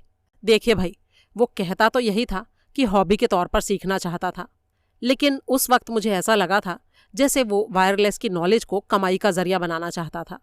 कमाई का जरिया? लेकिन उनका तो बीजों का अच्छा खासा बिजनेस है, सुनील ने कहा। बिजनेस तो है सुनील साहब, लेकिन अच्छा खासा नहीं है। अगर होता तो उनका फार्म गिरवी नहीं पड़ा होता। उनका फार्म गिरवी पड़ा है? जी हाँ, काफी मोटी रकम ब्याज में जाती है हर साल, और मूल फिर भी अपनी जगह खड़ा है। ओह, ये तो मुझे पता ही नहीं था। लेकिन अपनी वायरलेस की नॉलेज को उन्होंने कमाई का जरिया तो नहीं बनाया। मैंने तो सुना है कि वो इलाके में सबका रिपेयर वर्क फ्री में करके देते हैं। ओह, अगर ऐसा है तो फिर शायद मेरा ख्याल गलत होगा। मुझे तो जो महसूस हुआ था वो मैंने आपको बता दिया, साहब राम बारिया ने कहा। अच्छा, उनकी ये शागिर्दी कब तक चली? 6-7 महीने तक। क्या इतने में ये काम करना आ जाता है ठीक से? अगर सीखने वाले को गहरा इंटरेस्ट हो तो ज़रूर आ जाता है। और निगम साहब को कैसा इंटरेस्ट था? सुनील ने पूछा। अजी, बहुत ही गहरा इंटरेस्ट था। वो हर बात को झपट कर सीखना चाहता था और बहुत जल्दी सब कुछ सीख भी रहा था। उसके बाद भी कोई प्रॉब्लम होती थी तो फिर मेरे पास पूछने के लिए आ जाता था। ऐसे वो कब तक आपके पास आते रहे थे? जी, कोई 2.5-3 साल तक। और उसके बाद? उसके बाद तो मैंने कभी राह चलते उसकी शक्ल देखी हो तो देखी हो, वरना उससे मुलाकात नहीं हुई। उनके साथ जो ट्रेजेडी हुई है, क्या उसके बारे में आपको खबर है मिस्टर बारिया? जी हाँ, ये बहुत छोटी सी जगह है मिस्टर सुनील। इधर कोई बड़ी वारदात होती है तो खबर झट से फैल जाती है। मैंने चौपाल पर सुना था कि निगम फार्म वाले मुकेश निगम की बीवी के साथ कोई हादसा हो गया है जिसमें बेचारी की जान चली गई है। जी हाँ, आपने सही सुना है मिस्टर बारिया। इत्तफाक से वो हादसा होने से पहले कल शाम मैं निगम साहब के बंगले पर उनके साथ ही मौजूद था। वहीं पर मुझे उनका वायरलेस का तामझाम देखने और उसकी डेमोन्स्ट्रेशन देखने का भी सौभाग्य मिला था। मैं ज़्यादा कुछ कहने की स्थिति में तो नहीं हूँ, लेकिन यह हॉबी काफ़ी दिल लगाने वाली है। बड़ी ही अनोखी फ्रीक्वेंसीज पर बड़े ही अनोखे अनोखे स्टेशन पकड़कर दिखाए थे उन्होंने मुझे। साहब राम बारिया के चेहरे पर थोड़ा सा व्यंग्य उभर आया। कौन से अनोखे स्टेशन पकड़कर दिखा दिए उसने? लूनर ब्रॉडकास्टिंग सर्विस पकड़ ली क्या? या फिर जुपिटर से आता प्रोग्राम पकड़ लिया? या फिर वीनस से आता हुआ प्रोग्राम? जी नहीं, ऐसा तो कुछ नहीं था, लेकिन देखिए मिस्टर सुनील, लोग बाग यूं ही कोई अनजानी जुबान कान में पड़ती पाते हैं तो समझ लेते हैं कि पता नहीं टिम्बकटू हाथ में आ गया या साउथ पोल काबू में आ गया। इतना तो मैं तब कर लेता था जब मैं इंटर में पढ़ता था। लोग बाग जरा सी कामयाबी हासिल कर लेते हैं तो समझते हैं आलम फाजिल बन गए, जबकि हकीकत ये है कि इन चीज़ों का कोई ओर छोर है ही नहीं। अब जैसा आपका साजो सामान होगा, जैसा इक्विपमेंट होगा, वैसी ही तो उसकी पहुंच होगी। निगम साहब का साजो सामान कैसा है मिस्टर बारिया? इसका जवाब मैं तुम्हें दूसरे तरीके से देता हूँ। मेरे साथ आओ मेरी वर्कशॉप में। सुनील और अर्जुन उसके साथ हो लिए। बारिया ने बड़े ही गर्व से अंदर के एक कमरे में बनी हुई अपनी वर्कशॉप उनको दिखाई। सुनील के मुंह से निकला, अरे ये सारा सामान तो ठीक वैसा ही है जैसा मैंने निगम साहब के बंगले में देखा था। बिल्कुल ठीक पहचाना मिस्टर सुनील, और वो बिल्कुल ऐसा ही इसलिए है क्योंकि उनको भी सब कुछ मैंने ही सेट करके दिया था। लेकिन औजार बढ़िया होने से ही तो कारीगरी बढ़िया नहीं हो जाती ना। निगम चाहे जितना मर्जी सीख जाए, मेरी बराबरी कभी नहीं कर सकता। जी हाँ, वो तो है ही, उस्ताद तो आखिर उस्ताद होता है। बारिया बड़ी ही शान से मुस्कुराया। सुनील ने अगला सवाल किया, क्या आप भी मिस्टर निगम की तरह लोगों की चीज़ें फ्री में रिपेयर करते हैं? बिल्कुल नहीं साहब। तो फिर इतनी उम्दा, इतनी वेल इक्विप्ड लैब जैसी वर्कशॉप में आप करते क्या हैं? बहुत कुछ करता हूँ मिस्टर सुनील। पिछले 3 साल से मैं उन वेवलेंथ्स पर काम कर रहा हूँ जो आम जानकारी में इस्तेमाल में नहीं आ रही। मैं ये पता लगाने की कोशिश कर रहा हूँ कि क्या धरती से बाहर से भी कोई ऐसे कम्युनिकेशन उपलब्ध हैं जो वायरलेस के जरिए पकड़ में आ सकते हैं। तो फिर क्या कुछ पता लगा आपको? क्या वाकई आउटर स्पेस में कोई ऐसे ग्रह हैं जिनसे वायरलेस से संपर्क करना संभव है? सुनील ने पूछा। देखिए, ऐसा दावा तो मैं नहीं कर सकता, लेकिन कई बार ऐसे रहस्यमय ट्रांसमिशन पकड़ने में मैं कामयाब हुआ हूं जिनका रिश्ता हमारे प्लैनेट से कतई नहीं जान पड़ता था। और अपनी इन कोशिशों में कुछ ऐसे ट्रांसमिशन भी मेरी पकड़ में आए जो समझ में आते हुए भी समझ नहीं आते थे। क्या मतलब? सुनील ने हैरानी से पूछा। मेरा मतलब ये है मिस्टर सुनील कि उनकी भाषा तो समझ में आती थी, लेकिन उसका कोई मतलब समझ में नहीं आता था। ऐसा एक ट्रांसमिशन मैंने जब पहली बार पकड़ा तो मैंने उसे नज़रअंदाज कर दिया, लेकिन जब 2 दिन बाद वही ट्रांसमिशन फिर से पकड़ा तो मैंने उसे रिकॉर्ड कर लिया। और फिर उसके बाद तो ऐसी रिकॉर्डिंग्स मैंने कई बार की।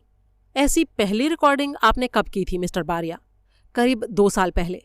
और आखिरी? इसी इतवार को की है वो तो। क्या आप वो रिकॉर्डिंग हमें सुना सकते हैं मिस्टर बारिया? अरे क्या करोगे सुनकर? उनसे कोई मतलब तो समझ में आता ही नहीं है। कोई बात नहीं मिस्टर बारिया, आपकी कार्यकुशलता को सैल्यूट देने के तौर पर ही सुन लेंगे। अच्छा ठीक है, मैं अभी सुनवाता हूँ।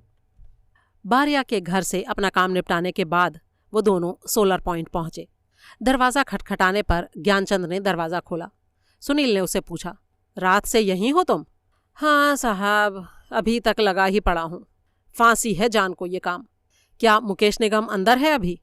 नहीं साहब, सुबह जब लाश लेकर मुर्दा गाड़ी यहाँ से गई थी तो वो भी चला गया था। फिर उसके बाद एक बार दोपहर को आया था अपनी बीवी का सामान लेने, लेकिन मैंने तो ले जाने नहीं दिया। मैंने कह दिया कि जब तक ऊपर से हुक्म नहीं आता तब तक सब कुछ यहीं जब्त रहेगा। सुनील ने उसे बातों में उलझाकर बड़ी ज़बरदस्त कोशिश की कि वो किसी तरह उनको घर के अंदर दाखिल होने दे, लेकिन ज्ञानचंद ने स्पष्ट शब्दों में साफ इनकार कर दिया। निराश होकर वो दोनों झेरी वापस लौट आए। वहाँ दोनों होटल लेक व्यू के बार में पहुंचे और सुनील ने ड्रिंक्स का ऑर्डर कर दिया। फिर उसने अपनी जेब से अपना लकी स्ट्राइक का पैकेट निकाला, एक सिगरेट सुलगाया और सहज भाव से बार में चारों तरफ नजर फेराई। अचानक वो बोला, अर्जुन, ये तो बड़ा ही अच्छा इत्तेफाक हुआ कि हम यहाँ आए। वो देखो, कोने वाली टेबल पर बादल बिजवाल बैठा हुआ है। मैं उससे एक बात खास तौर से पूछना चाहता था। अच्छा हुआ वो यहाँ मिल गया। मैं अभी आता हूँ। सुनील फुर्ती से उठकर बादल बिजवाल की टेबल पर पहुंचा और बड़े ही मीठे स्वर में बोला, hello sir, fancy meeting you here. Bijwal ने अपना सिर उठाया और आंखें सिकोड़कर सुनील की तरफ देखा। वो काफ़ी नशे में दिखाई दे रहा था। Mister Sunil from blast, right? जी हाँ सर, बिल्कुल वही। आपकी इजाज़त हो तो बैठ जाऊं? हाँ, बैठ जाओ। तो मैडम की मौत का गम गलत कर रहे हैं आप?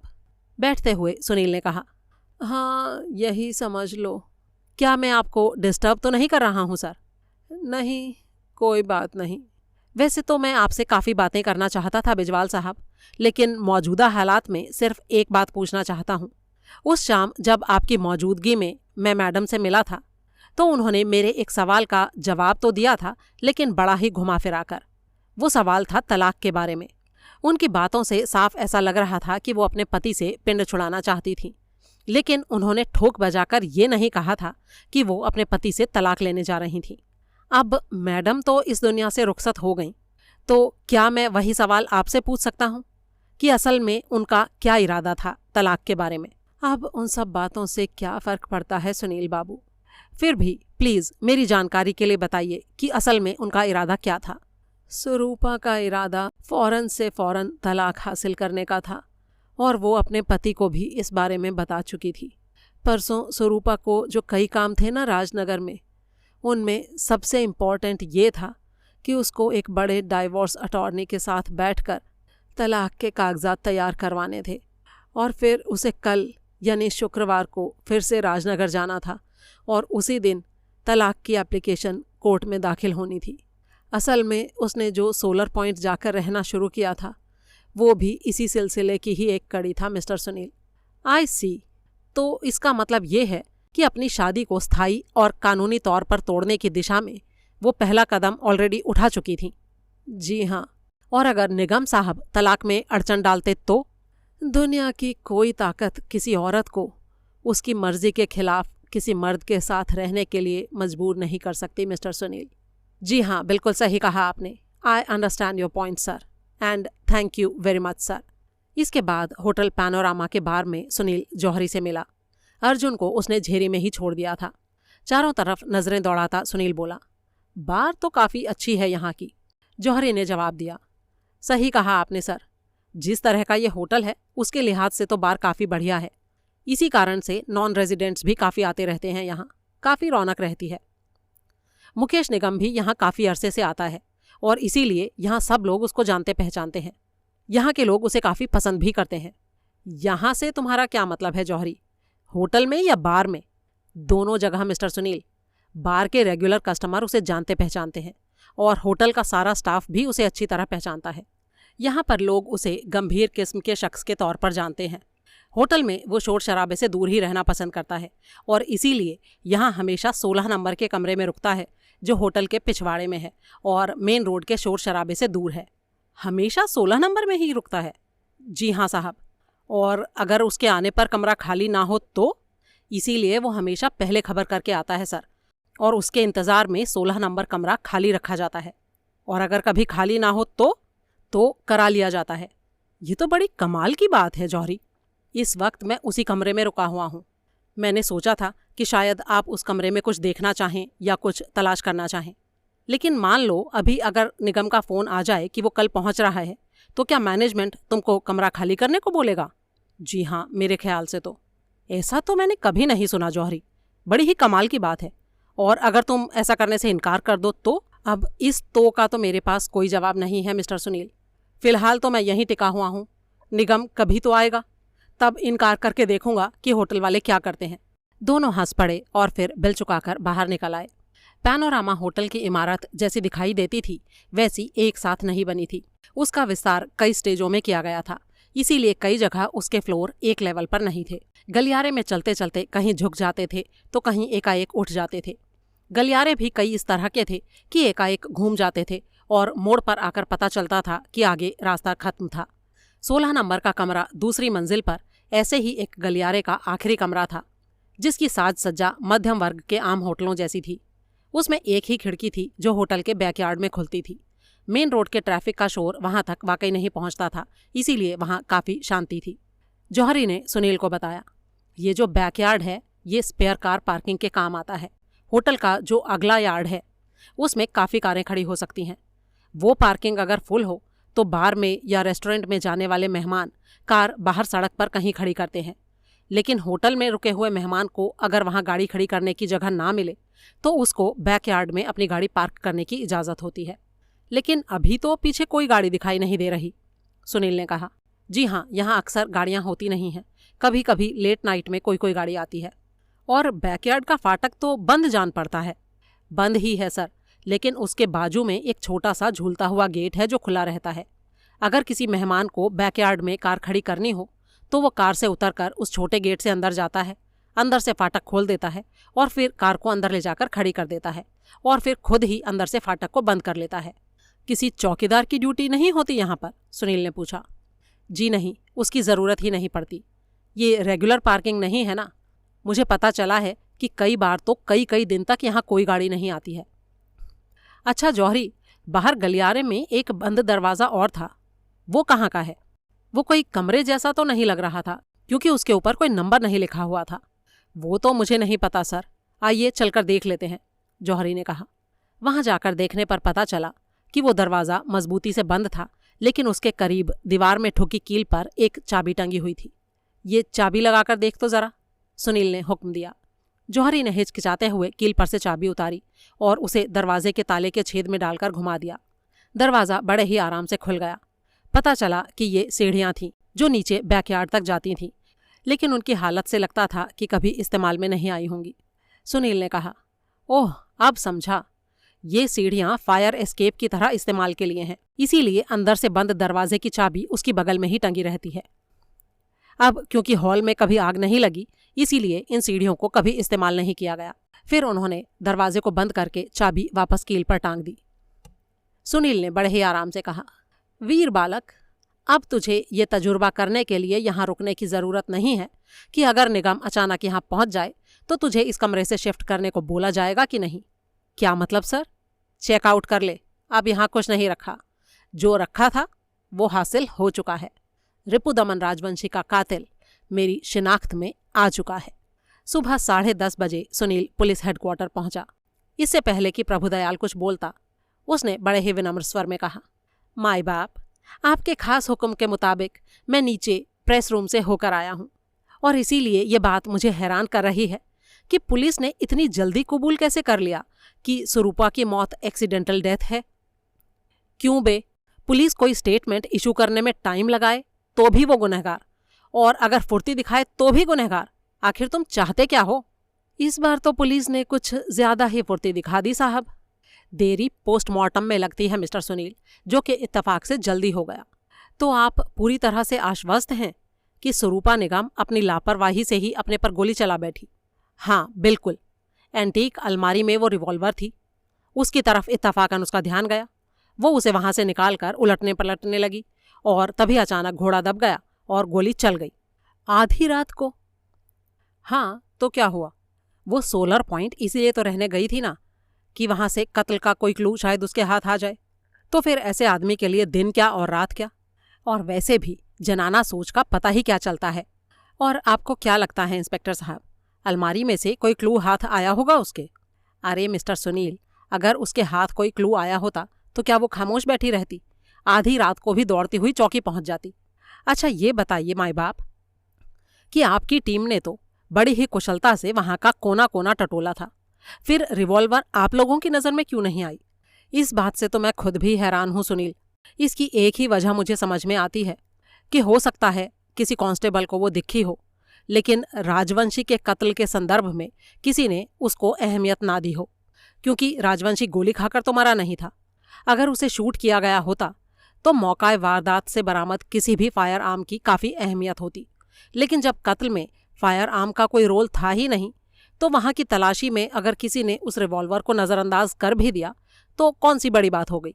हाँ ठीक है साहब, कोई बड़ी बात नहीं, लेकिन अब तो आपने अपने टीम के मेंबरों से पूछा होगा कि क्या किसी ने तलाशी के दौरान वो रिवॉल्वर वहाँ देखी थी? इस बात का प्रभुदयाल ने कोई जवाब नहीं दिया। इसका मतलब आपने नहीं पूछा है ना?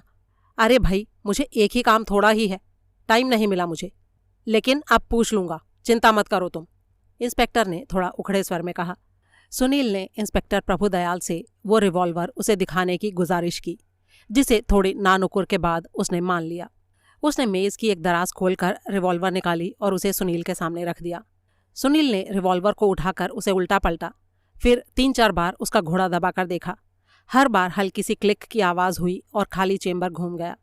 सुनील ने कहा, अपनी उम्र के लिहाज से तो ये रिवॉल्वर काफ़ी अच्छी कंडीशन में है।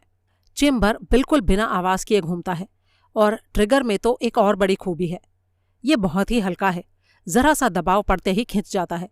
ऐसी खूबी वाले ट्रिगर को हेयरलाइन ट्रिगर कहते हैं, मतलब बाल बराबर भी खींचे तो गोली चल जाती है। और ट्रिगर की इसी खूबी की वजह से ही वो हादसा हुआ। स्वरूपा ने रिवॉल्वर उठाकर ट्रिगर को ज़रा सा ही छेड़ा होगा और गोली चल गई होगी। अगर ट्रिगर हार्ड होता या उसमें सेफ्टी कैच लगा होता तो वो हादसा नहीं हुआ होता। सही फरमाया तुमने। सुनील ने रिवॉल्वर इंस्पेक्टर को लौटा दी। इंस्पेक्टर ने सुनील को घूरते हुए सवाल किया, एक बात बताओ, तुम कहते हो कि निगम के साथ तुम्हारा ड्रिंकिंग सेशन कई घंटे चला था, इस लिहाज से तो तुमने काफ़ी विस्की पी होगी, है कि नहीं? हाँ, नॉर्मली जितनी मैं पीता हूँ उससे तो ज़्यादा ही हो गई थी। तो उस दौरान अगर निगम कहीं उठ के चल दिया होगा तो क्या तुम्हें पता चला होगा? अरे भाई, क्यों नहीं पता चला होगा, मैंने उसके साथ विस्की पी थी, अफीम का आंटा थोड़ी चढ़ाया था। वैसे भी मुझे 75 किलोमीटर मोटरसाइकिल चलाकर घर लौटना था, इसलिए मैं हिसाब से ही पी रहा था। तो तुम इस बात की गारंटी दे सकते हो कि हर वक्त वो तुम्हारी नज़रों के सामने ही था? देखिए इंस्पेक्टर साहब, बीच में 2 बार मैं उठकर टॉयलेट गया था, लेकिन वो 5 मिनट से भी कम समय के लिए था। अगर आपको ये लगता है कि बंगले में मेरी मौजूदगी के दौरान किसी वक्त निगम जाकर कत्ल कर आया तो ऐसा होना नामुमकिन है। हाँ, तुम्हारी बात तो ठीक है, लेकिन मुझे तो हर पहलू पर ही गौर करना होता है। काफ़ी खुशकिस्मत है मुकेश निगम, जो एक स्वाभाविक मर्डर सस्पेक्ट के रोल में फिट होने से इस तरह से बरी हो गया। उसे तुम्हारा शुक्रगुजार होना चाहिए इस बात के लिए। जी हाँ माई बाप, मैं उसे ये बात ज़रूर याद दिलाऊंगा कि उसे मेरा शुक्रगुजार होना चाहिए। अब चलता हूँ, नमस्ते। उसके बाद सुनील यूथ क्लब पहुंचा और उसने रमाकांत को सोते से जगाया। उसे कुछ ज़रूरी बातें समझाकर सुनील झेरी चौकी पहुंचा। वहां उसकी मुलाकात कृपाराम से हुई। उसे देखते ही कृपाराम बोला, आओ सुनील बाबू, कैसे आए? अजी आप ही से मिलने आया हूँ कृपाराम जी। पहले ये बताइए कि ब्लास्ट में अच्छी वाहवाह हुई ना आपकी? तस्वीर भी काफ़ी बढ़िया छपी थी। हाँ छपी थी। क्या हुआ, आप खुश नहीं हैं कृपाराम जी? नहीं सुनील बाबू, इंस्पेक्टर प्रभुदयाल को यकीन नहीं है कि उस आलायक कत्ल, उस सेलर की कांटी को मैंने तलाश किया था। वो इस बारे में हवलदारों से पूछ रहा था, लेकिन ये तो शुक्र है कि उन्होंने मेरे पक्ष में ही बात कही। ओहो, ये तो इंस्पेक्टर साहब की बड़ी ही ज्यादती है कृपाराम जी। और फिर वो तो एक छोटी सी बात थी, लेकिन अभी तो आपके सिर कामयाबी का इससे भी बड़ा सेहरा बंधने वाला है। तब क्या कहेंगे वो? कामयाबी का सेहरा? ऐसा क्या होने वाला है अभी? कृपाराम ने हैरानी से पूछा। अरे भाई, आप कातिल को गिरफ्तार करने वाले हैं ना? ये आप क्या कह रहे हैं सुनील बाबू? मेरी तो समझ में कुछ नहीं आ रहा है। आएगा कृपाराम जी, सब कुछ आएगा। पहले मुझे एक बात बताइए कि सोलर पॉइंट वाला मकान अब किस पोजीशन में है? क्या अभी भी कल की तरह वहां पुलिस का पहरा है? जी हाँ है। लेकिन क्यों? अब तो मरने वाली का अंतिम संस्कार भी हो चुका है और पुलिस ने ये स्टेटमेंट भी जारी कर दी है कि वो एक्सीडेंटल डेथ का केस था। तो फिर अभी भी पुलिस वहां क्यों है? वो तो मुझे पता नहीं सुनील बाबू, लेकिन यही बात मुकेश निगम भी कह रहा था। आज सुबह राजनगर के लिए रवाना होने से पहले वो वहां आया था और अपने मकान का पोजीशन मांग रहा था। मैंने उससे कहा कि जब तक इस बारे में मुझे ऊपर से ऑर्डर नहीं होता मैं ऐसा नहीं कर सकता। तब वो मुझे हुल देने लगा। अब उसने मुझे हुल दी, इसलिए मैंने भी उसको हुल दे दी। मुकेश निगम राजनगर क्या करने गया है? सुनील ने पूछा। किसी बड़े वकील से मिलने की बात कर रहा था। हो सकता है पुलिस हेडक्वार्टर भी जाए। काफ़ी ताव में गया था यहाँ से। अच्छा ठीक है, बहरहाल जब तक वो राजनगर से लौटकर नहीं आता तब तक तो सोलर पॉइंट आप ही के कब्जे में है ना? जी हाँ है तो सही। इस वक्त वहां रखवाली पर कौन है? हवलदार ज्ञानचंद है। तो कृपाराम जी, अब आप ये सुनिए कि मैं यहाँ पर क्यों आया हूँ और क्या चाहता हूँ। कृपाराम ने बड़े ही धीरज से सुनील की सारी बात सुनी। फिर वो संदेह भरे स्वर में बोला, लेकिन इस तरह से तुमको वहां घुसने देना तो गलत होगा ना? ये तो नियम के खिलाफ होगा। जब इंस्पेक्टर प्रभुदयाल को पता चलेगा तो वो तो मेरी अच्छी घाट खड़ी कर देंगे। कृपाराम जी, आप ये बताइए, क्या आपको मुझसे कभी नाउमीदी हुई है? कभी कोई धोखा हुआ है? नहीं ना? तो फिर यकीन रखिए कि इस बार भी नहीं होगा। मैं आपसे सिर्फ इतना ही तो कह रहा हूं कि सूरज ढलने के बाद उस इमारत में आधा पौना घंटा मुझे अकेला रहने दीजिए, और उसके बाद जब कातिल पकड़ में आ जाएगा तो वो सारा क्रेडिट आप ही को तो मिलेगा। तुम अकेले वहां क्या करना चाहते हो सुनील बाबू? अरे बोला तो कृपाराम जी कि सूरज ढलने के बाद बस आधा पौना घंटा वहां अकेले रहना चाहता हूं, और फिर सारी पुलिस फोर्स वहां मौजूद रह सकती है, मुझे उसमें कोई परेशानी नहीं है। और जो एक्सपेरिमेंट मैं वहां करना चाहता हूं, अगर मैं उसे हैंडल नहीं कर सका तो फिर हम इस किस्से को यहीं ख़त्म कर देंगे। आप भूल जाइएगा कि आपने कभी मुझे कोई ऐसी इजाज़त दी थी। आपके इंस्पेक्टर तक ये बात बिल्कुल नहीं पहुंचेगी। अच्छा ठीक है, तुम्हें उस इमारत में दाखिल होने और अंदर पौना घंटा रहने की इजाज़त है। बड़ी कृपा आपकी कृपाराम जी। अब एक काम और कीजिए, मुझे ज्ञानचंद के नाम एक रुक्का लिख कर दे दीजिए। ऐसे तो वो मुझे अंदर दाखिल होने नहीं देगा, उसने कल भी मुझे नहीं जाने दिया था। रुक्के की ज़रूरत नहीं है सुनील बाबू, वहां पहुंचकर मेरी उससे फ़ोन पर बात करा देना। लेकिन कल तो फ़ोन खराब था, अब हो चुका है ठीक। अच्छा ठीक है कृपाराम जी, बस एक आखिरी बात और, क्या आपको रिपुदमन राजवंशी की बीवी का नाम मालूम है? अरे नहीं भाई, मुझे कहाँ से पता होगा सुनील बाबू, उसे मरे तो बहुत अरसा हो गया। तुम डॉक्टर मानक टाला से पता कर लो। वो मुझे जानता नहीं है कृपाराम जी। अगर मैं उससे ये बात पूछूंगा तो वो मुझसे 100 सवाल करेगा, शायद बताने से इनकार भी कर दे। आप ही पूछ के बता दो ना प्लीज़। कृपाराम ने सहमति में सिर हिलाया। फिर उसने डायरेक्टरी में से डॉक्टर मानक टाला का नंबर देखा और फिर उसे फ़ोन मिलाया। कुछ देर बाद बात करके उसने फ़ोन बंद कर दिया और सुनील से बोला, राजवंशी की बीवी का नाम था शारदा। 9 बजने से कुछ मिनट पहले एक पुलिस जीप सोलर पॉइंट पहुंची, जिसमें से इंस्पेक्टर प्रभुदयाल बाहर निकला। जो सिपाही जीप को ड्राइव कर रहा था वो अंदर ही बैठा रहा। नीचे उतरते ही वो सामने खड़े कृपाराम के पास जाकर झल्लाते हुए बोला, ये क्या तमाशा है कृपाराम? तुम्हारे इस कमबख्त दोस्त ने मुझे यूं यहाँ पहुंचने को बोला जैसे कि अगर मैं इनकार करूंगा तो जबरदस्ती उठाकर ले जाएगा। पास में ही खड़ा सुनील मुस्कुराते हुए बोला, अरे आप इनकार क्यों करते जनाब, आपका तो मेरे साथ करार है ना कि आप कभी कभी होली दिवाली तो मेरी कोई दरख्वास्त कबूल कर ही लिया करेंगे। आखिर ये सब चल क्या रहा है, यहाँ क्या प्रपंच रचा है तुमने? अरे धीरज रखिए माई बाप, अभी सब कुछ सामने आ जाएगा। प्रभुदयाल कृपाराम की तरफ घूमा और बोला, और आप यहाँ क्या कर रहे हैं कृपाराम जी? जवाब सुनील ने दिया, माई बाप, आइडिया तो इन्हीं का है, मैंने तो बस डेमोन्स्ट्रेशन का इंतजाम किया है। आप भीतर तशरीफ तो लाइए, अभी सब कुछ पता चल जाएगा। सब लोग भीतर दाखिल हुए और प्रभुदयाल बोला, अरे यहाँ अंधेरा क्यों है, क्या लाइट गई हुई है? जी नहीं, लाइट तो आ रही है, लेकिन मैंने लाइटें बंद कर रखी हैं। जहाँ जहाँ रोशनी की ज़रूरत है वहाँ क्षमादान जल रहे हैं, और ये सब इसलिए है क्योंकि मुझे पता चला है कि मरी हुई आत्माएं तीखी रोशनी से घबराती हैं। ये क्या बकवास है सुनील बाबू? अरे अभी सब कुछ समझ में आता है इंस्पेक्टर साहब। बाय द वे ये बताइए, आपको कोई आवाज़ें सुनाई दे रही हैं, ऐसी जैसे कहीं कोई दबे पांव चल रहा हो? नहीं तो, मुझे तो ऐसा कुछ नहीं लग रहा, इंस्पेक्टर ने कहा। आप खुशकिस्मत हैं इंस्पेक्टर, जो आपको वो आवाज़ें सुनाई नहीं दे रहीं। ऐसी ही रहस्यमयी आवाज़ों से घिरा राजवंशी रात भर अपनी आराम कुर्सी पर बैठा अपनी पत्नी की आत्मा से संपर्क होने की प्रतीक्षा करता रहता था, और उसकी साधना की ताकत देखिए कि आखिरकार वो संपर्क बनाने में कामयाब हो गया था। आइए अब मैं आपको ऊपर लेकर चलता हूँ। ऊपर पहुँचने के बाद सुनील ने प्रभुदयाल से कहा, अब आप बेड पर बैठ जाइए और सिरहाने के ज़्यादा से ज़्यादा करीब रहने की कोशिश कीजिएगा। प्रभुदयाल हिचकिचाता हुआ पलंग पर बैठ गया। और हाँ, खामोश रहिएगा वरना सुन नहीं पाएंगे। क्या सुन नहीं पाऊंगा? अभी पता चलता है जनाब। सुनील ने अपनी जेब से मोबाइल निकाला और फिर एक प्री प्रोग्राम्ड नंबर को पंच किया। दूसरी तरफ से आवाज़ आते ही उसने धीरे से कहा, 2 मिनट, और फिर फ़ोन बंद करके अपनी जेब में रख लिया। बाहर की रहस्यमयी आवाज़ों में अब इजाफा होने लगा था। कभी किसी पेड़ की डाली के किसी शीशे से टकराने की आवाज़ होती तो कभी छत खड़कती जान पड़ती थी। कई बार कोई ठक की आवाज़ यूं एकाएक होती थी कि हर कोई चिहुक कर आवाज़ की दिशा तलाशने की कोशिश करने लगता था। अचानक प्रभुदयाल बोला, कोई सीढ़ियों पर है, ऊपर आ रहा है। चुपचाप बैठकर सुनते रहिए, कोई नहीं आ रहा है, सुनील ने कहा। इस इमारत में हमारे अलावा और कोई नहीं है। क्या ये बात तुम गारंटी से कह सकते हो सुनील? अरे हाँ भाई, अब आप खामोश हो जाइए और ये याद रखिए कि आपको बोलना नहीं है, सिर्फ सुनना है। कमरे में फिर से मुकम्मल सन्नाटा छा गया।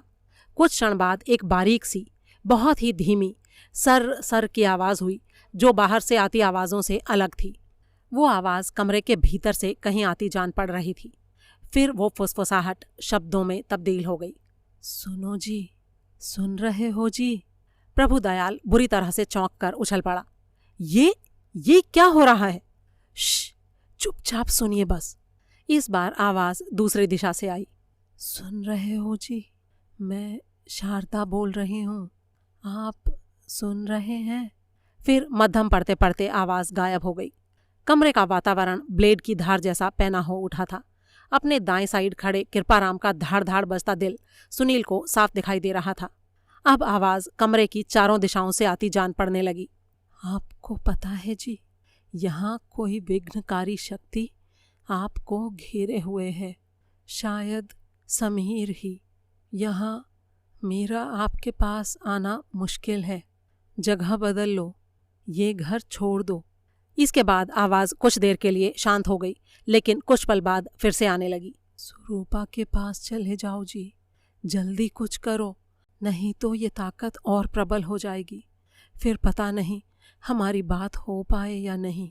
इसके बाद खामोशी छा गई और कई पल तक दोबारा आवाज़ नहीं आई। प्रभुदयाल ने जेब से रुमाल निकालकर माथे से पसीना पोंछा। ये सब क्या है? क्या मतलब है इसका? सुनील ने गंभीरता से कहा।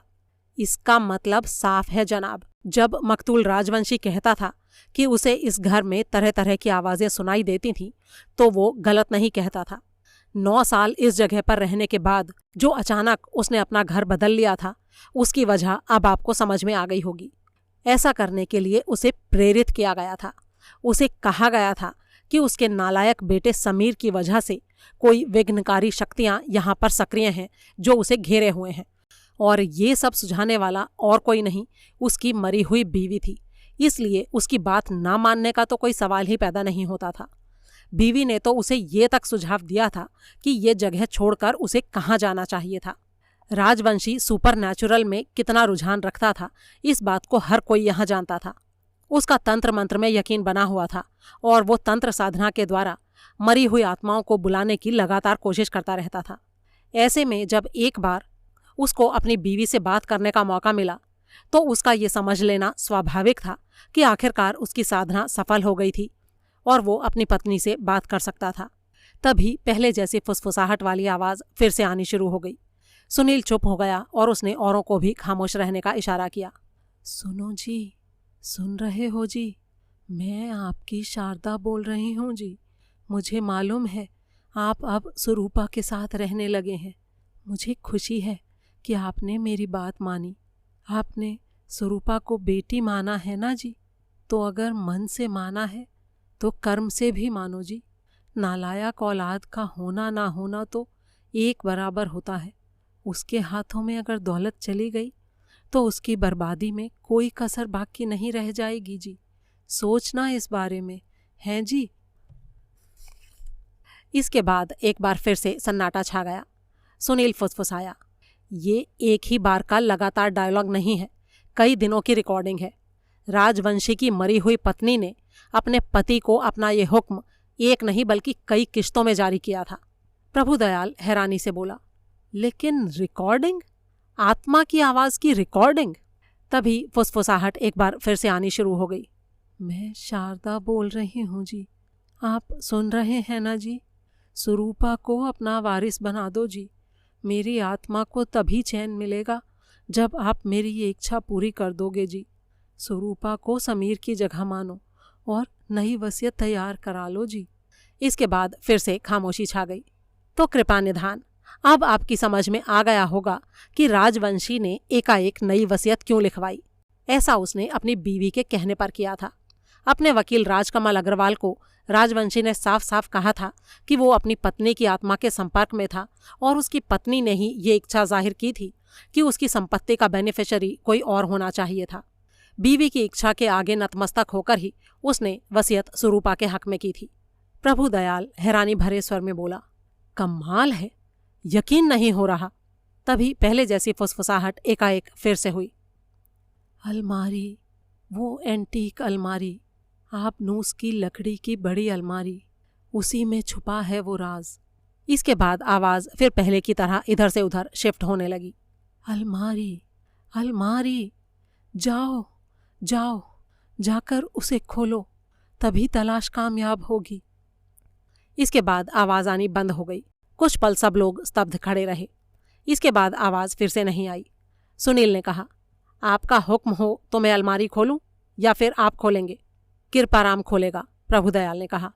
कृपाराम झिझकता हुआ अलमारी के सामने पहुंचा और उसने उसके दोनों हैंडल पकड़कर पल्ले अपनी तरफ खींचे और खींचते ही एक जोर की आवाज़ हुई। अंधेरे में एक शोला सा लपका और धप की आवाज़ के साथ एक रिवॉल्वर कृपाराम के पैरों के करीब आकर गिरी। कृपाराम के चेहरे का रंग उड़ गया और वो लड़खड़ाकर एक कदम पीछे हट गया। प्रभुदयाल छलांग मारकर कृपाराम के पास पहुंचा और बोला, क्या हुआ, कहाँ लगी? क्या क्या? कृपाराम के मुंह से इसके अलावा और कुछ नहीं निकल पाया। अरे वो गोली जो अभी चली वो तुम्हें कहाँ लगी है? नहीं लगी साहब, छाती से कुछ टकराया तो था पर गोली तो नहीं थी, सुनील ने कहा। वो नकली गोली थी जो सिर्फ आवाज़ कर सकती थी और चिंगारी छोड़ सकती थी। फिर उसने स्विच बोर्ड के पास जाकर लाइट ऑन कर दी। नकली गोली आपसे किस जगह पर टकराई है कृपाराम जी? कृपाराम ने अपने दिल से 4 इंच नीचे उंगली रख दी। सुनील मुस्कुराया और बोला, स्वरूपा निगम कद में आपसे 4 इंच ही छोटी थी, इसीलिए इस हाइट से चली गोली ऐन उसके दिल से पार हो गई थी। क्या मतलब? मैं कुछ समझा नहीं, प्रभुदयाल ने तीखे स्वर में कहा। सुनील बड़ी अदा से मुस्कुराया और बोला, जनाबे हाजरीन, सुनील भाई मुल्तानी पेश करता है स्वरूपा निगम के कत्ल की कहानी। कत्ल? स्वरूपा का कत्ल हुआ है? तो और क्या, अभी मैंने कातिल के मॉडस ऑपरेंडी का एक्शन रिप्ले पेश नहीं किया क्या आपके सामने? लेकिन गोली कहाँ से चली, रिवॉल्वर कहाँ थी? अलमारी के भीतर थी जनाब, इसी शेल्फ पर। किताबों के इन दो ढेरों के बीच में, इस तरह से। सुनील ने जमीन पर गिरी पड़ी रिवॉल्वर को उठाया और उसे किताबों के बीच में यूं खड़ा कर दिया कि नाल का रुख बाहर की तरफ था। फिर उसने किताबों को दोनों तरफ से रिवॉल्वर की तरफ दबाया। जब रिवॉल्वर किताबों के बीच स्थिर खड़ी हो गई तो उसने हाथ वापस खींच लिए। कुछ याद आया इंस्पेक्टर साहब? क्या याद आया? प्रभुदयाल ने पूछा। लेखक राम फौजदार का कत्ल। फर्क सिर्फ ये है कि तब रिवॉल्वर डिक्शनरी के आकार और शक्ल के प्लाईवुड के एक बक्से में थी, जिसमें हुए एक छेद में से उसकी नाल बाहर निकली हुई थी, और वो बक्सा दो दूसरी डिक्शनरियों के बीच में सैंडविच बनाकर रखा गया था, ठीक वैसे ही जैसे यहाँ रिवॉल्वर भारी किताबों के इन दो ढेरों के बीच में सैंडविच बनाया गया है। दूसरा फर्क ये है कि राम फौजदार रिवॉल्वर से काफ़ी दूर डायस पर बैठा हुआ था, और डायस पर उसकी बगल में बैठे कातिल अलकनाथ पांडे ने वो डोरी खींची थी जो रिवॉल्वर के ट्रिगर के साथ बंधी हुई थी। यहाँ पर यह काम किया है अलमारी के खुलते हुए दरवाजे ने, जिसके साथ धागा बंधा हुआ था, और फासला क्योंकि बहुत कम था और रिवॉल्वर का ट्रिगर बहुत हल्का था, हेयरलाइन था, इसीलिए धागा बंधा होने की बजाय एक लूप की शक्ल में ट्रिगर से अटका हुआ था। अलमारी का दरवाज़ा खुलते ही वो धागा खींचा, गोली चली, और दरवाज़ा खोलता हुआ शख्स गोली का शिकार होकर मर गया। तो फिर ये रिवॉल्वर बाहर कैसे आ गिरी? इंस्पेक्टर ने पूछा। वो हुआ पीछे रखी हॉट वाटर बॉटल की वजह से, जिसके साथ इसकी मूठ लगी हुई है। फायर आर्म के चलने पर गोली आगे जाती है और हथियार पीछे धक्का खाता है, जिसे कि रिकॉयल या बैकलैश कहते हैं। रिकॉयल ने रिवॉल्वर को पीछे धकेला तो हॉट वाटर बॉटल ने, जिसमें कि गर्म पानी की जगह हवा भरी हुई है, उसे सामने उछाल दिया। इस रिवॉल्वर की गोली नकली थी, इसीलिए रिकॉयल या बैकलैश कमज़ोर था, और इसीलिए रिवॉल्वर अलमारी के एकदम करीब खड़े कृपाराम जी के पैरों पर आकर गिरी। सुरूपा के ऊपर असली गोली चली थी, इसीलिए रिवॉल्वर का दस्ता बॉटल से टकराने पर जब वो आगे को छिटकी तो काफ़ी दूर जाकर गिरी थी। इंस्पेक्टर ने थोड़े उलझे स्वर में कहा, मैं देख रहा हूँ कि ट्रिगर से बंधा ये धागा पहले पीछे गया, वहाँ कील मोड़कर बनाए गए लूप में से गुजरा, वैसे ही बाएं पल्ले में बने दो लूप्स में से निकला, और फिर दरवाजे में ठुके कील के साथ जाकर बंधा। दरवाज़ा खुला तो धागा खिंचा, जिसकी वजह से ट्रिगर खिंचा, और गोली अलमारी खोलते हुए शख्स की छाती में जा धंसी। लेकिन उस वक्त मैंने खुद अलमारी का मुआयना किया था सुनील, कोई धागा या कोई लूप मुझे बिल्कुल दिखाई नहीं दिया था। सुनील मुस्कुराया और बोला, मुझे भी नहीं दिखाई दिया था, जबकि मैं तो निगम के साथ वारदात के थोड़ी देर बाद ही यहाँ पहुँच गया था। और ऐसा इसलिए था इंस्पेक्टर साहब, क्योंकि हमारे अलमारी का मुआयना कर पाने से पहले ही धागे को खींच लिया गया था और लूप की तरह मुड़े हुए कील उखाड़ लिए गए थे। दरवाजे के पल्ले के भीतर जो कील ठुका था, जिसके साथ धागे का दूसरा सिरा बंधा हुआ था, उसे भी उखाड़ दिया गया था। कब उखाड़ दिया गया था? जब से वारदात हुई है तब से तो यहाँ पुलिस का पहरा है। और फिर जिसने धागा समेटा, कील उखाड़े, उसने ये हॉट वाटर बॉटल और ये किताबें, इन सबको यहाँ क्यों छोड़ दिया? वो इसलिए इंस्पेक्टर साहब, क्योंकि इन चीज़ों को यहाँ से हटाने का उसका दाम नहीं लगा। भरपूर कोशिशों के बाद भी वो ये काम नहीं कर पाया। तो धागा और कील हटाने का दाम लग गया उसका? जी हाँ। वो भला कैसे लग गया?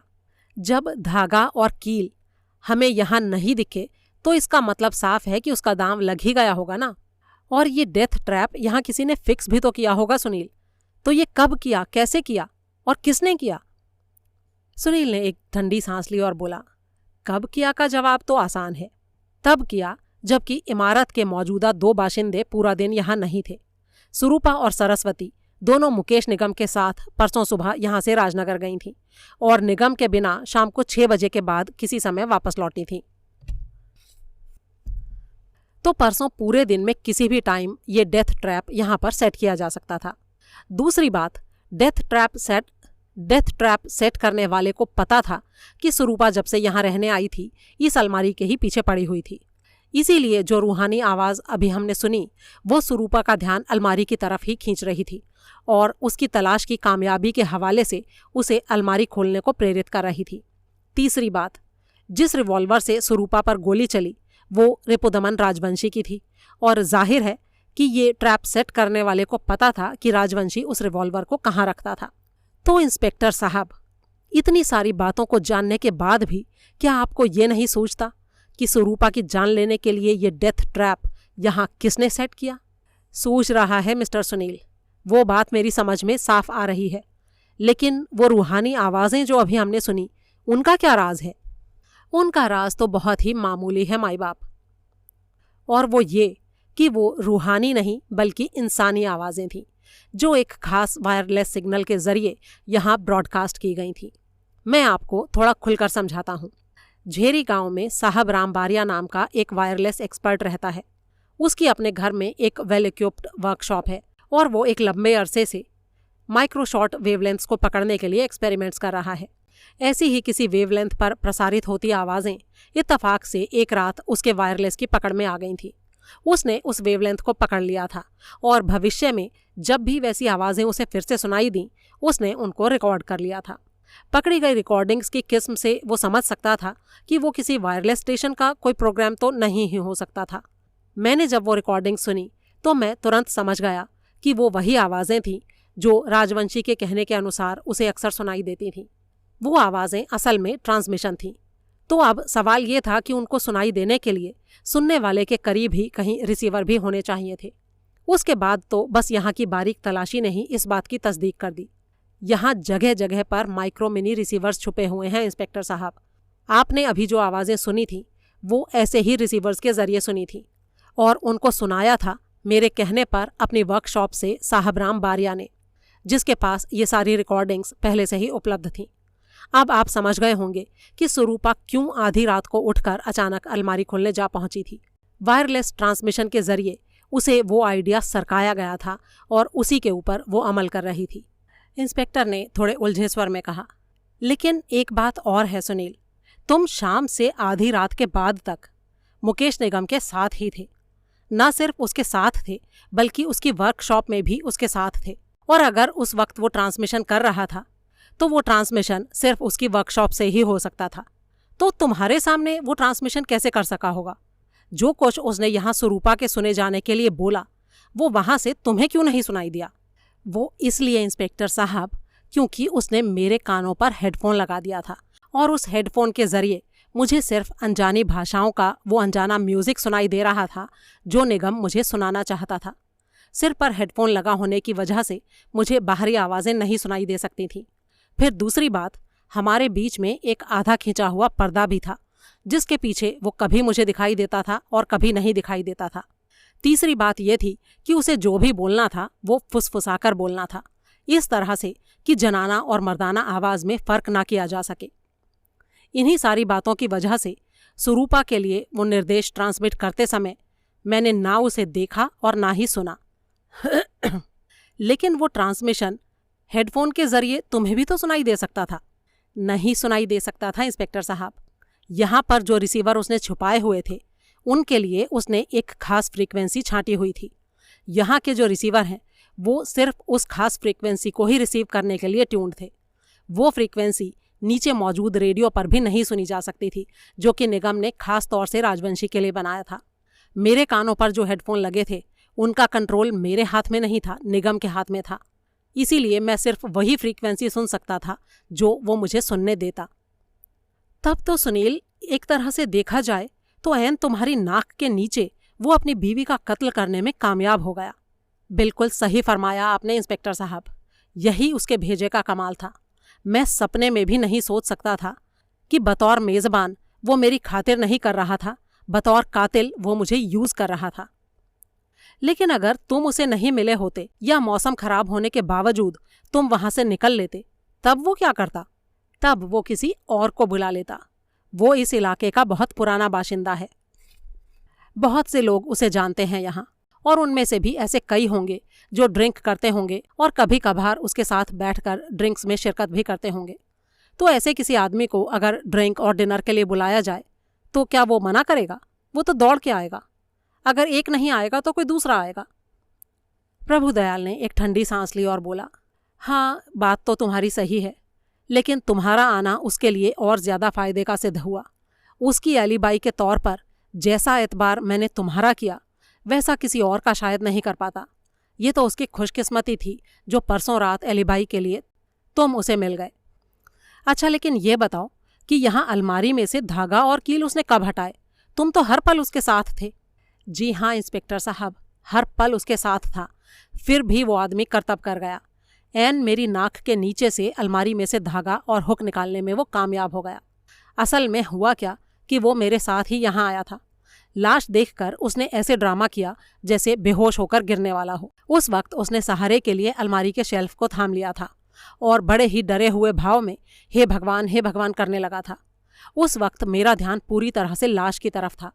उसी दौरान में उसने बड़े ही इत्मीनान से अलमारी में से धागा खींच लिया और अंदर लगे हुए चारों कील निकाल लिए। और रिवॉल्वर पर सुरूपा की उंगलियों के निशान भी तो मिले थे सुनील। जाहिर है वो उसने वारदात के बाद बनाए होंगे। तो क्या वो काम भी उसने तुम्हारे सामने ही किया था? जी हाँ इंस्पेक्टर साहब, एक तरह से देखा जाए तो हाँ। उस वक्त वो बहुत ही हिला हुआ होने का ड्रामा कर रहा था, कांप रहा था, बार बार गिरा पड़ा जा रहा था। लेकिन अब मैं सब कुछ समझ रहा हूँ कि वो सब ड्रामा था। उस वक्त मैं ये बात नहीं समझ पाया था। जब हम नीचे जाने के लिए यहाँ से निकले थे तो बाहर आकर सीढ़ियों के सिरे पर वो रुक गया था और अचानक मैं अभी आया कहकर वापस कमरे में घुस गया था। जब लौटा था तो उसके हाथ में ब्रांडी की एक बोतल थी जो वो कहता था कि राजवंशी की थी और वो उसे हमेशा बेडरूम के साइड के ड्रॉर में रखता था।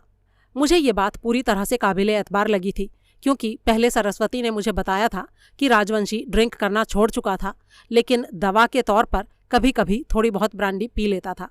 अब मैं दावे के साथ कह सकता हूँ कि बोतल लाने के बहाने जब वो अंदर गया था उसी वक्त उसने रिवॉल्वर पर सुरूपा की उंगलियों के निशान बनाए थे। यहाँ पर यह बात भी गौर करने काबिल है कि उसने पुलिस को फ़ोन करने से पहले डॉक्टर मानकटाला को फ़ोन किया था जो पुलिस से काफ़ी पहले यहाँ पहुँचा था। वो उनका फैमिली फ्रेंड था। क्या उस वक्त सुरूपा के मर गए होने में कोई शक था? वो डॉक्टर को यहाँ क्यों बुलाना चाहता था? इंस्पेक्टर ने पूछा। क्योंकि उसे उम्मीद थी कि डॉक्टर की मौजूदगी में अलमारी से हॉट वाटर बॉटल और किताबें हटाने का उसका दांव लग सकता था। कहीं पर दो जने मौजूद होते हैं तो वो एक दूसरे की नज़रों में होते हैं और आपस में एक दूसरे से ही बातचीत करते हैं। लेकिन जब कहीं 3 लोग होते हैं तो अक्सर ऐसा होता है कि किन्हीं 2 लोगों की तीसरे की तरफ से तवज्जो हट जाती है। ऐसा हो भी जाता, लेकिन अचानक संयोग ये हुआ कि सरस्वती वापस लौट आई और हम 3 से 4 हो गए। वो बुरी तरह से हड़बड़ाई हुई थी। जब तक हम लोगों ने उसको संभाला तब तक पुलिस आ गई। कहने का मतलब ये है कि अलमारी की चीज़ें हटाने की दिशा में निगम का दाम नहीं लग पाया। असल में वो अलमारी की चीज़ें हटाने का ही तमन्नाई नहीं था। यहाँ जगह जगह लगे वायरलेस रिसीवर और ऊपर छत पर कहीं लगा उनका एंटीना भी वो हटाना चाहता था। इसीलिए बीवी की मौत की दुहाई देकर उसके लिए गहरे जज्बातों का इजहार करके उसने बाकी की रात यहाँ बीवी के साथ रहने की जिद भी की थी। लेकिन लगता है हवलदार ज्ञानचंद कुछ ज्यादा ही चौकस निकला, जो इस सिलसिले में रात भर निगम का कोई दाम लग नहीं पाया। उसके बाद जब सुबह लाश हटा दी गई और इमारत को लॉक कर दिया गया, उसके बाद भी यहाँ राउंड द क्लॉक पहरा बिठा दिया गया, जो कि अभी तक भी जारी है।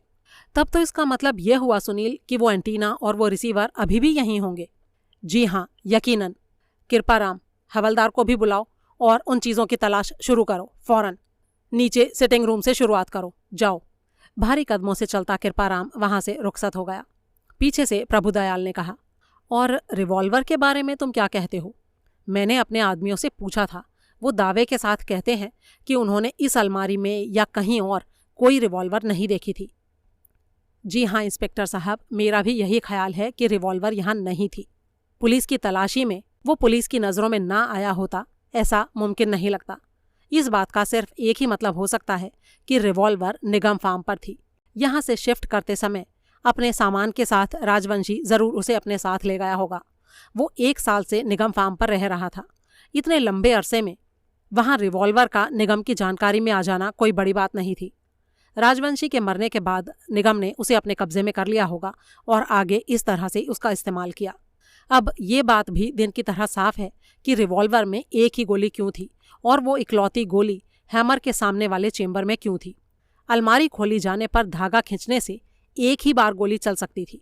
उसके बाद धागे को ट्रिगर से अलग हो जाना था और रिवॉल्वर को बाहर आकर गिरना था। इसलिए रिवॉल्वर में 1 से ज़्यादा गोलियां भरने का कोई मतलब ही नहीं था। अच्छा, ये सब तो समझा, लेकिन उसने ये सब सेट यहाँ कब किया होगा? जाहिर है कि परसों दिन में किसी वक्त वो सुरूपा और सरस्वती को अपने साथ राजनगर लेकर गया था। उनको वहाँ कहीं ड्रॉप कर देने के बाद उसके वापस यहाँ लौट आने में क्या प्रॉब्लम थी भला? लौटने में तो कोई प्रॉब्लम नहीं थी सुनील, लेकिन इमारत में दाखिल होने में तो प्रॉब्लम थी। जी नहीं इंस्पेक्टर, उसके लिए नहीं थी।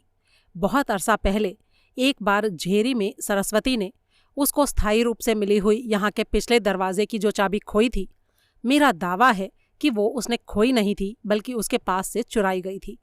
उस रोज़ निगम और स्वरूपा उसे झेरी में मिले भी थे और उन्होंने उसे अपने साथ बिठाकर कॉफ़ी पिलाई थी। उनकी उस उदारता से प्रभावित सरस्वती कहती थी कि उन लोगों ने उसे बड़ा मान दिया था, लेकिन वो बेचारी नहीं जानती थी कि उसे मान नहीं दिया गया था बल्कि अपना मतलब निकाला गया था। निगम को ये बात मालूम होना कोई बड़ी बात नहीं थी कि सरस्वती जब भी खरीदारी के लिए झेरी जाती थी तो चाबी उस बैग में रखती थी जिसमें उसे खरीदारी का सामान भरना होता था। कहने का मतलब ये है कि उस भली, एहसान मानने वाली, भरोसा करने वाली औरत के पास से चाबी चुरा लेना कोई बड़ी बात नहीं थी। अरे लेकिन वो तो बड़ी पुरानी बात है सुनील, सरस्वती की चाबी तो 1.25 साल पहले खोई थी। जी हाँ इंस्पेक्टर साहब, और इसी से साबित होता है कि चाबी की चोरी उस अनोखी योजना का पहला चरण था जिसका आखिरी चरण परसों स्वरूपा के कत्ल की सूरत में हमारे सामने आया है। और इससे ये भी साबित होता है कि मुकेश निगम ही रिपुदमन राजवंशी का भी कातिल था। प्रभुदयाल कई पलों तक खामोश रहा। फिर वो दृढ़ स्वर में बोला, नहीं, ये मैं नहीं मान सकता। राजवंशी का कातिल पहले से ही गिरफ्तार है और हर बात उसके कातिल होने की तरफ मजबूत इशारा करती है। इस बात की भी तस्दीक हो चुकी है कि कत्ल की रात को निगम यहाँ से मीलों दूर राजनगर के पैनोरामा होटल के कमरा नंबर 16 में सोया पड़ा था और अपनी लंगड़ी टांग की वजह से वो कूदने फांदने में भी सक्षम नहीं है। इसलिए ये हो ही नहीं सकता कि वो पेड़ और पहली मंजिल की खिड़की वाले रास्ते से भीतर दाखिल हुआ हो। सुनील ने एक ठंडी सांस ली और बोला, लगता है यहाँ के तिलिस्मी माहौल का इंस्पेक्टर साहब के जहन पर कुछ ज्यादा ही असर हो गया है। तभी तो जनाब इतनी सी बात भूले जा रहे हैं कि मैं आपको पहले ही बता चुका हूँ कि कैसे उसके पास यहाँ के पिछले दरवाजे की चाबी थी और वो चाबी उसने कैसे अपने कब्जे में की थी और अभी परसों ही कैसे इस्तेमाल भी की थी। दूसरी बात, आपने ये कहा कि वो राजनगर के अपने होटल के कमरे में सोया पड़ा था। तो मेरा सवाल है कि किसने उसे सोए हुए देखा? क्या कोई उसके साथ था? जी नहीं, ऐसा बिल्कुल नहीं था। वो शाम को अपने होटल में लौटता है, होटल के स्टाफ से हेलो करता है और जाकर अपने कमरे में बंद हो जाता है। हो सकता है कमरे में अपनी हाजिरी को स्थापित करने के लिए उसने रूम सर्विस को कोई ऑर्डर भी दिया हो ताकि रूम सर्विस का वेटर उसे पक्का ही सोने की तैयारी करते देखकर ये मान ले कि वो कमरे में ही मौजूद था और वहीं सोया था। फिर वेटर का सलाम कबूल करके वो दरवाज़ा भीतर से बंद कर लेता है और फिर अगले दिन सुबह फिर से जमाहिया लेता हुआ वेटर को नजर आता है जब वो उसके लिए चाय लेकर आता है। आम हालत में कोई भी इसे यही नतीजा निकालेगा कि रात उसने अपने कमरे में सोते हुए ही गुजारी थी, लेकिन यहाँ पर हालात आम नहीं हैं। ये एक कत्ल का मामला है जिसमें पुलिस ने निगम को सिर्फ इसलिए बरी कर दिया क्योंकि वारदात के वक्त वो मौका वारदात से बहुत दूर था। तो तुम ये कहना चाहते हो सुनील कि निगम रात को चुपचाप होटल से निकला, यहाँ पहुंचा, 1.25 साल से अपने पास रखी चाबी से उसने पिछवाड़े का दरवाज़ा खोला, फिर राजवंशी का कत्ल किया और वापस राजनगर अपने होटल में पहुंच गया? जी हाँ, मैं बिल्कुल यही कहना चाहता हूँ। और होटल में न उसे किसी ने आते देखा न जाते देखा। क्या सबके सब अंधे हो गए थे? जी नहीं, वो लोग अंधे नहीं हो गए थे, बल्कि निगम ने उनको अंधा बना दिया था क्योंकि उसने आने जाने के आम रास्ते का इस्तेमाल नहीं किया था। फिर सुनील ने उसे फायर एस्केप की तरह इस्तेमाल होने वाली सीढ़ियों और पिछवाड़े वाली अक्सर इस्तेमाल ना होने वाली पार्किंग के बारे में बताया। ओह, मैं भी देखूंगा वो सब जाकर, इंस्पेक्टर ने कहा। ज़रूर देखिएगा, बल्कि मैं साथ चल के दिखाऊंगा। और फिर इंस्पेक्टर साहब, यहाँ पर एक बात और भी है जो उसकी लंबी प्लानिंग की चुगली करती है, और वो ये कि वो जब भी राजनगर जाता था होटल पैनोरामा में ही ठहरता था और हमेशा उसी खास कमरे की ही मांग करता था। जिद करता था कि उसे सिर्फ 16 नंबर कमरा ही चाहिए क्योंकि वो ही एक अकेला कमरा उस होटल में ऐसा है जो पिछवाड़े की उन सीढ़ियों के करीब है जिनको वक्त ज़रूरत फायर एस्केप के रूट की तरह इस्तेमाल किया जा सकता है, जिनके दहाने के दरवाजे के ताले की चाबी दरवाजे के करीब ही एक कील पर टंगी रहती है और जिसके आगे पिछवाड़े वाला वो अहाता है जो कभी कभार सरप्लस पार्किंग के लिए इस्तेमाल होता है। उस साइड में ना तो कोई गार्ड होता है और ना चौकीदार, इसीलिए कार वहाँ खड़ी करने के लिए साइड डोर से अंदर जाकर फाटक भी खुद ही खोलना पड़ता है और पीछे से उसे बंद भी खुद ही करना पड़ता है। फायर एस्केप की तरह ही जाहिर है कि निगम को उस पार्किंग की और उसके सेल्फ सर्विस जैसे इंतजाम की भी वाकफियत थी। वो रात को वहां ले जाकर कार खड़ी करता, सामने आकर लॉबी से भीतर दाखिल होता तो किसी के पास ये सोचने की कोई वजह नहीं होती कि उस एक बार उसने अपनी कार होटल के फ्रंट की पार्किंग में नहीं खड़ी की थी। अब बोलिए, चैलेंज किए जाने पर वो कौन से तरीके से साबित कर सकता है कि बुधवार 12 मई की रात को हर पल वो अपने होटल के कमरे में सोया पड़ा रहा था? इंस्पेक्टर ने कुछ देर सोचा, फिर बोला, अगर वो साबित नहीं कर सकता तो हम भी तो साबित नहीं कर सकते कि उस रात वो होटल के कमरे में नहीं था। हमारे पास कोई गवाह तो है नहीं जो ये कहने के लिए सामने आए कि उस रात उसने उसे होटल से बाहर, होटल से दूर, झेरी के रास्ते में या झेरी में या पंचधारा में कहीं देखा था। सुनील मुस्कुराते हुए बोला, ऐसा एक गवाह है हमारे पास, उसका जिक्र मैं आगे करूंगा। जिक्र करोगे या फिर से कोई सुनीलियन पुड़िया पेश करके चल दोगे मुझे? अरे नहीं हुजूर, जिक्र करूंगा और पुड़िया नहीं, बाकायदा गवाह पेश करूंगा। फिलहाल मुझे आगे बढ़ने दीजिए। हाँ ठीक है, बढ़ो, लेकिन पहले एक बात बता दो, अपनी कहानी के अहम किरदार के तौर पर ये निगम अभी तुम्हारी नज़र में आया है या पहले से ही तुम्हारा ध्यान इस पर था? जी हुजूर, मेरा पहले से ही इसके ऊपर ध्यान था, और ऐसा 2 वजहों से था। एक तो ये थी कि इस केस में सस्पेक्ट्स का बड़ा ही तोड़ा था। कुल 2.5 तो बंदे हैं इस केस में, और कातिल आसमान से उतरा तो हो नहीं सकता था। तो सस्पेक्ट्स कम होने की वजह से बार बार मेरी तवज्जो मुकेश निगम की तरह जा रही थी और बार बार भटक जाती थी। कारण ये था कि वारदात के वक्त वो यहाँ से मीलों दूर राजनगर में था, ऊपर से एक टांग से लंगड़ा कर चलता था, इसीलिए किसी नॉर्मल इंसान की तरह पेड़ों पर कूदफांद नहीं कर सकता था। फिर उसके पास राजवंशी के कत्ल का कोई उद्देश्य भी तो नहीं था। जब और किसी के भी कातिल होने की कोई संभावना मेरी पकड़ में नहीं आई तो मैं घूम फिर कर वापस निगम पर पहुंच गया और पुलिस वाले स्टाइल में एक जिद के तहत मैंने उसके हर जोड़ का तोड़ और तोड़ का मरोड़ सोचना शुरू कर दिया। दूसरी वजह उसकी कही एक बात से ताल्लुक रखती है जो मुझे खटकी थी। बात मामूली थी, बहुत ही नज़रअंदाज किए जाने लायक, लेकिन फिर भी मुझे खटक गई थी। ये बात उसने मुझे बताई थी और पुलिस को भी ज़रूर बताई होगी। वो कहता है कि 5 साल पहले जुलाई के महीने की एक सुबह भोर होने से पहले उसने यहाँ एक कच्ची सड़क पर एक सेलर को भटकते देखा था। निगम ने ऐसा तब कहा था जबकि समीर राजवंशी अभी गिरफ्तार नहीं हुआ था। निगम के वैसा कहने के पीछे मंशा ये थी कि ये बात मजबूत हो जाती कि राजवंशी का कत्ल किसी सेलर ने किया था। उसके ऐसा कहने पर समीर पर कातिल होने का शक और भी मजबूत हो जाता, क्योंकि एक वही तो सेलर था जिसका इस केस में कोई दखल दिखाई देता था। ऊपर से वो खुद कबूल कर रहा था कि कत्ल की रात को अपने पिता से मिलने वो यहाँ आया था। अब इस बात में फच्चर ये है इंस्पेक्टर साहब कि समीर राजवंशी को शिप पर नौकरी करते हुए अभी सिर्फ 1 साल ही हुआ है। 5 साल पहले बुधवार 12 मई की रात की तरह ही जब वो अपने पिता से मिलने यहाँ आया था, उस वक्त वो स्टील मिल से ताज़ा ताज़ा बर्खास्त हुआ मुलाजिम था, इसलिए उसके सेलर की वर्दी में होने का कोई मतलब ही नहीं था।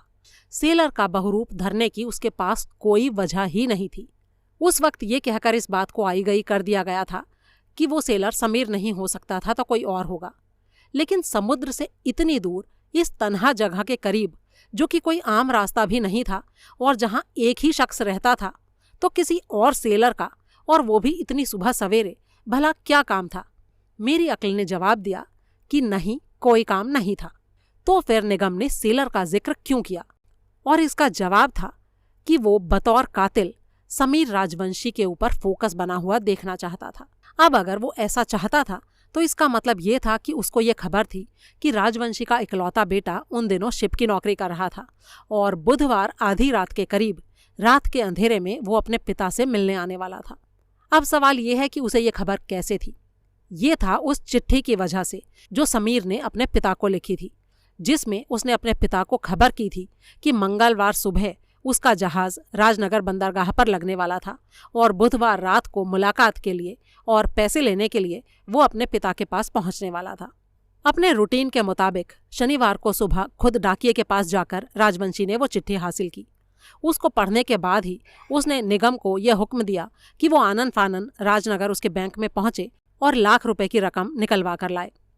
निगम ये बात कबूल करता है कि उस रकम की निकासी के पीछे राजवंशी को शनिवार सुबह को मिली कोई चिट्ठी वजह हो सकती थी, लेकिन मेरी थ्योरी ये कहती है कि उसे इस बात की भी खबर थी कि उस चिट्ठी में क्या लिखा था।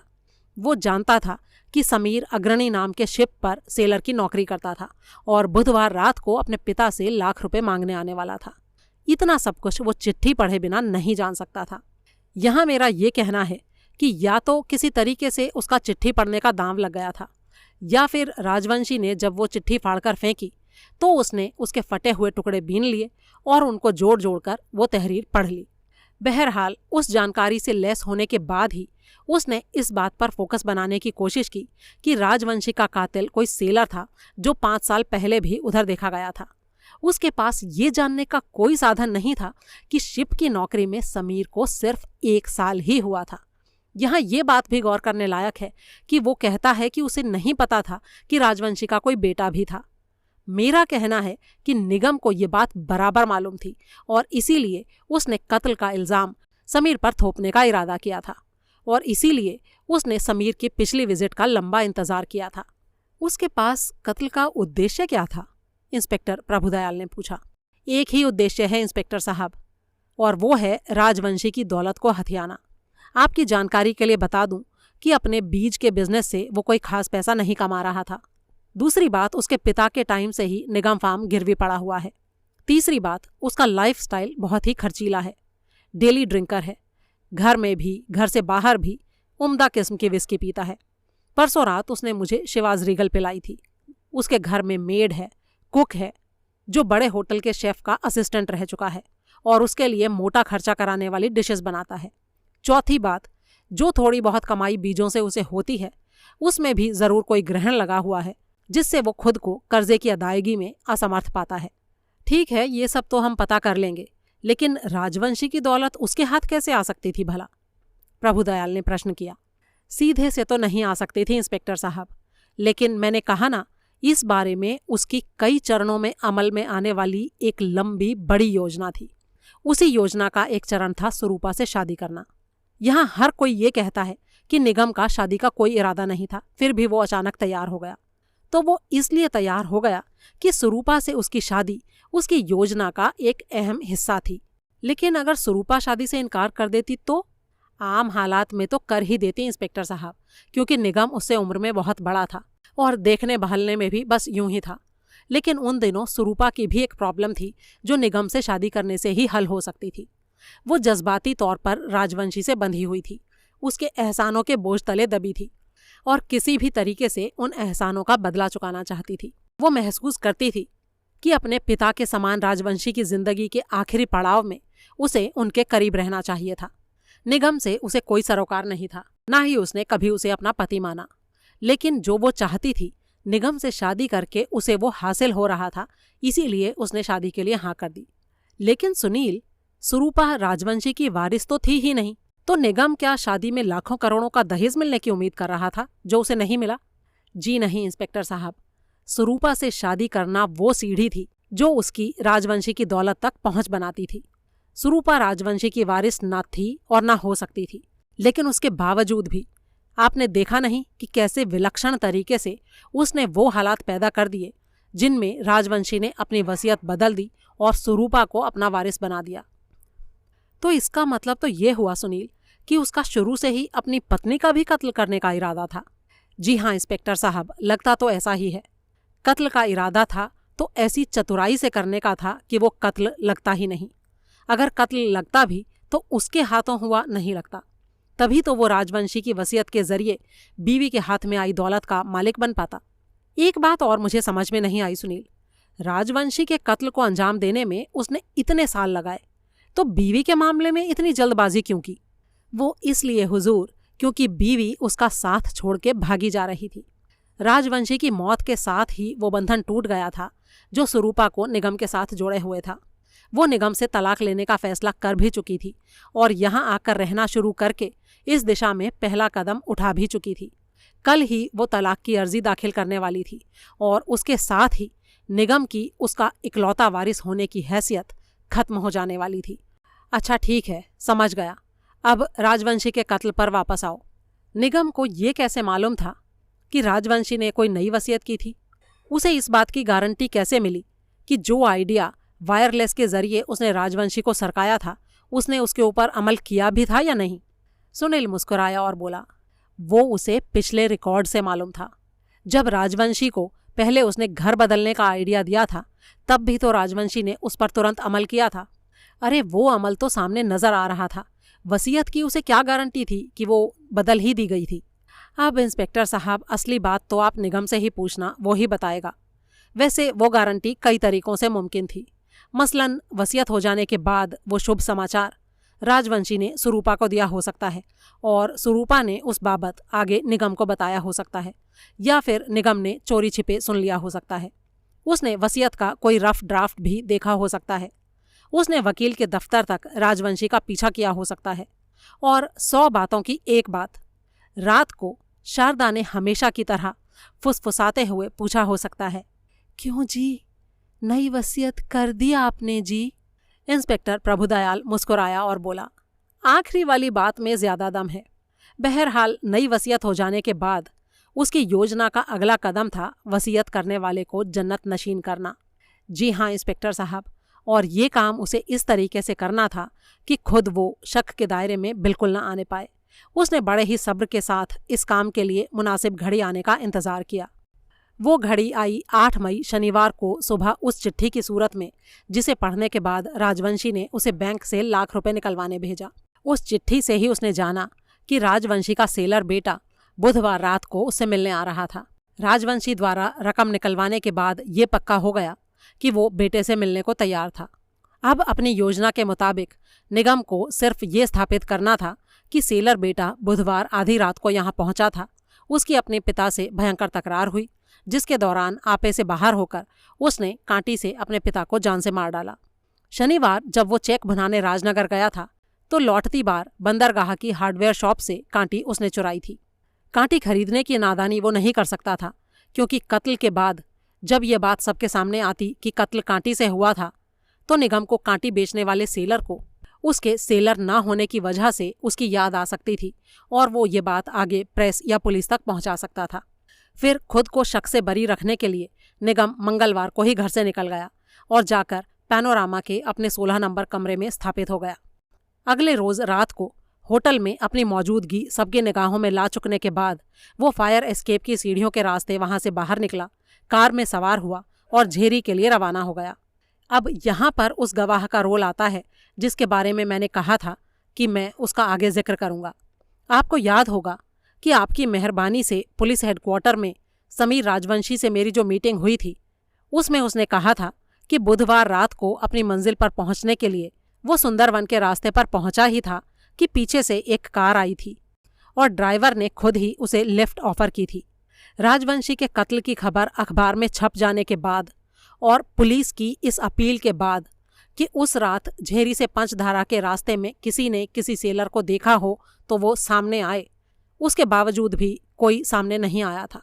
ऐसा क्यों? क्योंकि ज़रूर जिस शख्स ने समीर को अपनी कार पर लिफ्ट दी थी वो निगम ही था। अब है तो ये मेरा तुक्का ही, लेकिन इसके तीर निकलने की पूरी संभावना है। ये तो हम जानते ही हैं कि उस रात निगम की मंजिल भी सोलर पॉइंट थी। उस रास्ते पर कार के दाखिल होते ही जब वो सड़क पर झूमते झामते पैदल चलते एक नौजवान सेलर को देखता है तो क्या उसका ये सोचना स्वाभाविक नहीं कि वो सेलर समीर राजवंशी ही हो सकता है जिसे सोलर पॉइंट पहुंचकर अपने पिता से मिलना था। वो रुक कर उसे लिफ्ट ऑफर करता है। जब सेलर पंचधारा का नाम लेता है तो उसे पूरा यकीन हो जाता है कि वही समीर राजवंशी है। उसकी मूल योजना तो यहाँ इमारत के आसपास कहीं छुपकर समीर के आने का इंतजार करने की होगी, लेकिन समीर जब उसे रास्ते में ही मिल गया तो उसे ये काम ज़्यादा फिट लगा होगा कि वो उसे पंचधारा के करीब कहीं ये कहकर उतार देता कि उसे आगे सुंदर बन जाना था और फिर चुपचाप उसके पीछे लग लेता। जब पुलिस की अपील पर भी वो लिफ्ट देने वाला सामने नहीं आया तो इससे यही साबित होता है कि वो आदमी खुद निगम ही था। अब जिस गवाह का मैंने आगे जिक्र करने की बात की थी वो है समीर राजवंशी। आप उसे निगम से रूबरू कराएं और वो उसकी शिनाख्त उस आदमी के तौर पर कर ले जिसने उसे पंचधारा के करीब लिफ्ट दी थी, तो क्या निगम ये दावा करता रह सकेगा कि उस वक्त वो अपने होटल के कमरे में सोया हुआ था? नहीं, तब तो वो ऐसा नहीं कर पाएगा, बशर्ते लिफ्ट देने वाला निगम ही हो, इंस्पेक्टर ने कहा। सुनील ने अपनी बात जारी रखते हुए कहा, इससे आगे की कहानी बहुत ही सिंपल है। निगम समीर के पीछे पीछे यहाँ पहुंचा और बाहर कहीं छुप गया। जब उसने उसे यहाँ से रुखसत होते और राजवंशी को उसके पीछे फ्रंट डोर को लॉक करते देख लिया, तब वो पिछवाड़े में पहुंचा। झेरी में सरस्वती के पास से चुराई गई चाबी से उसने खामोशी से पिछवाड़े का दरवाज़ा खोला और अंदर दाखिल हो गया। राजवंशी उसे देखकर ज़रूर हैरान हुआ होगा। तब निगम ने उसे बताया कि संयोगवश अपने टूर से वो जल्दी वापस लौट आया था और स्वरूपा से ये जानकर उसे चिंता हुई थी कि राजवंशी साहब सोलर पॉइंट पर अकेले थे। और फिर वो स्वरूपा से पिछवाड़े के दरवाजे की चाबी लेकर ये तसल्ली करने वहाँ आया था कि राजवंशी साहब ठीक ठाक थे ना। फिर वो किसी बहाने से राजवंशी के पीछे पहुंचा होगा और साथ लाई कांटी से उसकी खोपड़ी पर ताबड़तोड़ वार कर दिए होंगे। फिर उसने ऊपर जाकर बेडरूम की खिड़की खोली होगी और उसके प्रोजेक्शन पर से धूल, मिट्टी और सूखी पत्तियों को डिस्टर्ब किया होगा। खिड़की पर से शाखा पर पहुंचना उसके बस का नहीं था, इसलिए इमारत से बाहर निकलकर उसने पेड़ के तने की छाल को छीला होगा। पेड़ पर चढ़कर बेडरूम की खिड़की के सामने वाली डाल छीली होगी। आगे पगडंडी पर आलाए कत्ल छुपाया होगा और चुपचाप वहां से रुखसत हो गया होगा। तभी कृपाराम वापस लौट आया। वो बड़े ही उत्तेजित स्वर में बोला, जनाब जी, यहाँ दीवारों में, फर्शों में, छतों में कोट के बटन के साइज के कई आले निरे छुपे मिले हैं। एक मैं उतार के लाया हूँ, ये देखिए। ये स्टील कलर की एक छोटी सी डिबिया जैसी चीज़ थी। उसमें बाथरूम के शावर जैसे कई महीन छेद थे। प्रभुदयाल ने कबूल किया, हाँ, ये तो वायरलेस रिसीवर ही हैं। अब फटाफट ऐसी ही तलाशी निगम फार्म की भी करवाइए। अरे अब वहाँ से क्या हाथ आएगा सुनील? जो शख्स यहाँ से ये तामझाम हटाने के लिए तड़प रहा था, क्या उसने बरामदी के लिए वहाँ पर कुछ छोड़ा होगा? इंस्पेक्टर साहब, उसने राजवंशी के और स्वरूपा के बेडरूम से ऐसे रिसीवर ही हटाए होंगे। उनके लिए अगर कोई एरियल चाहिए होगा तो वो हटाया होगा। अपनी वर्कशॉप का सारा साजो सामान गायब नहीं कर दिया होगा। और अगर उसके वायरलेस इक्विपमेंट से किसी प्रीसेट फ्रीक्वेंसी पर यहाँ के रिसीवर बजते हैं तो ये भी तो अपने आप में उसके खिलाफ एक ठोस सबूत होगा कि नहीं? बिल्कुल ठीक, इंस्पेक्टर ने कहा। तत्काल तलाशी का इंतजाम किया गया। बटन जैसे वायरलेस रिसीवर वहाँ से कहीं से बरामद नहीं हुए। वर्कशॉप को सील किए जाने की प्रक्रिया के दौरान मुकेश निगम वापस लौट आया। बंगले में पुलिस को मौजूद पाकर वो भौचक्का रह गया। प्रभुदयाल उसके सामने पहुंचा और खामोशी से उसने उसकी हथेली पर वो बटन रिसीवर रख दिया। निगम समझ गया कि उसका खेल अब खत्म हो चुका है। मिस्टर निगम, मैं आपको रिपुदमन राजवंशी और स्वरूपा निगम के कत्ल के इल्ज़ाम में गिरफ्तार करता हूँ। निगम ने सिर्फ हौले से सिर झुका लिया।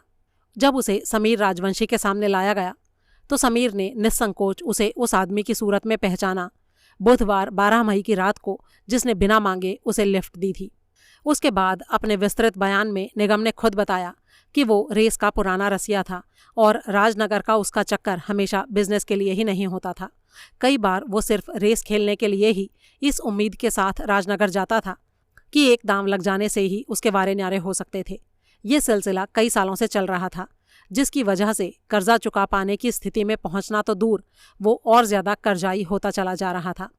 ऐसी नाजुक आर्थिक स्थिति से जूझते समय उसे वो स्कीम सूझी थी जिस पर उसने पूरी कामयाबी से अमल किया था, और वो अभी भी इस बात से बुरी तरह हैरान था कि उसकी इतनी परफेक्ट स्कीम का राज आखिर खुल कैसे गया था।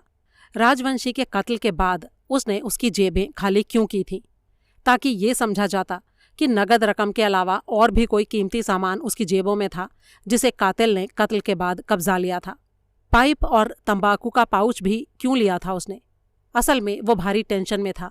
लाश पर नज़र डालने भर से उसे उबकाई आ रही थी और उसे लग रहा था कि वो वहीं लाश के पहलू में गिर के मर जाने वाला था। उस हालत में उसका जोर सिर्फ इस बात पर था कि लाश की जेबें खाली कर दी जाएं, ये देखने पर नहीं कि जेबों में क्या था या क्या नहीं था। उसने ये भी बताया कि पहले उसका अपनी बीवी के कत्ल का कोई इरादा नहीं था।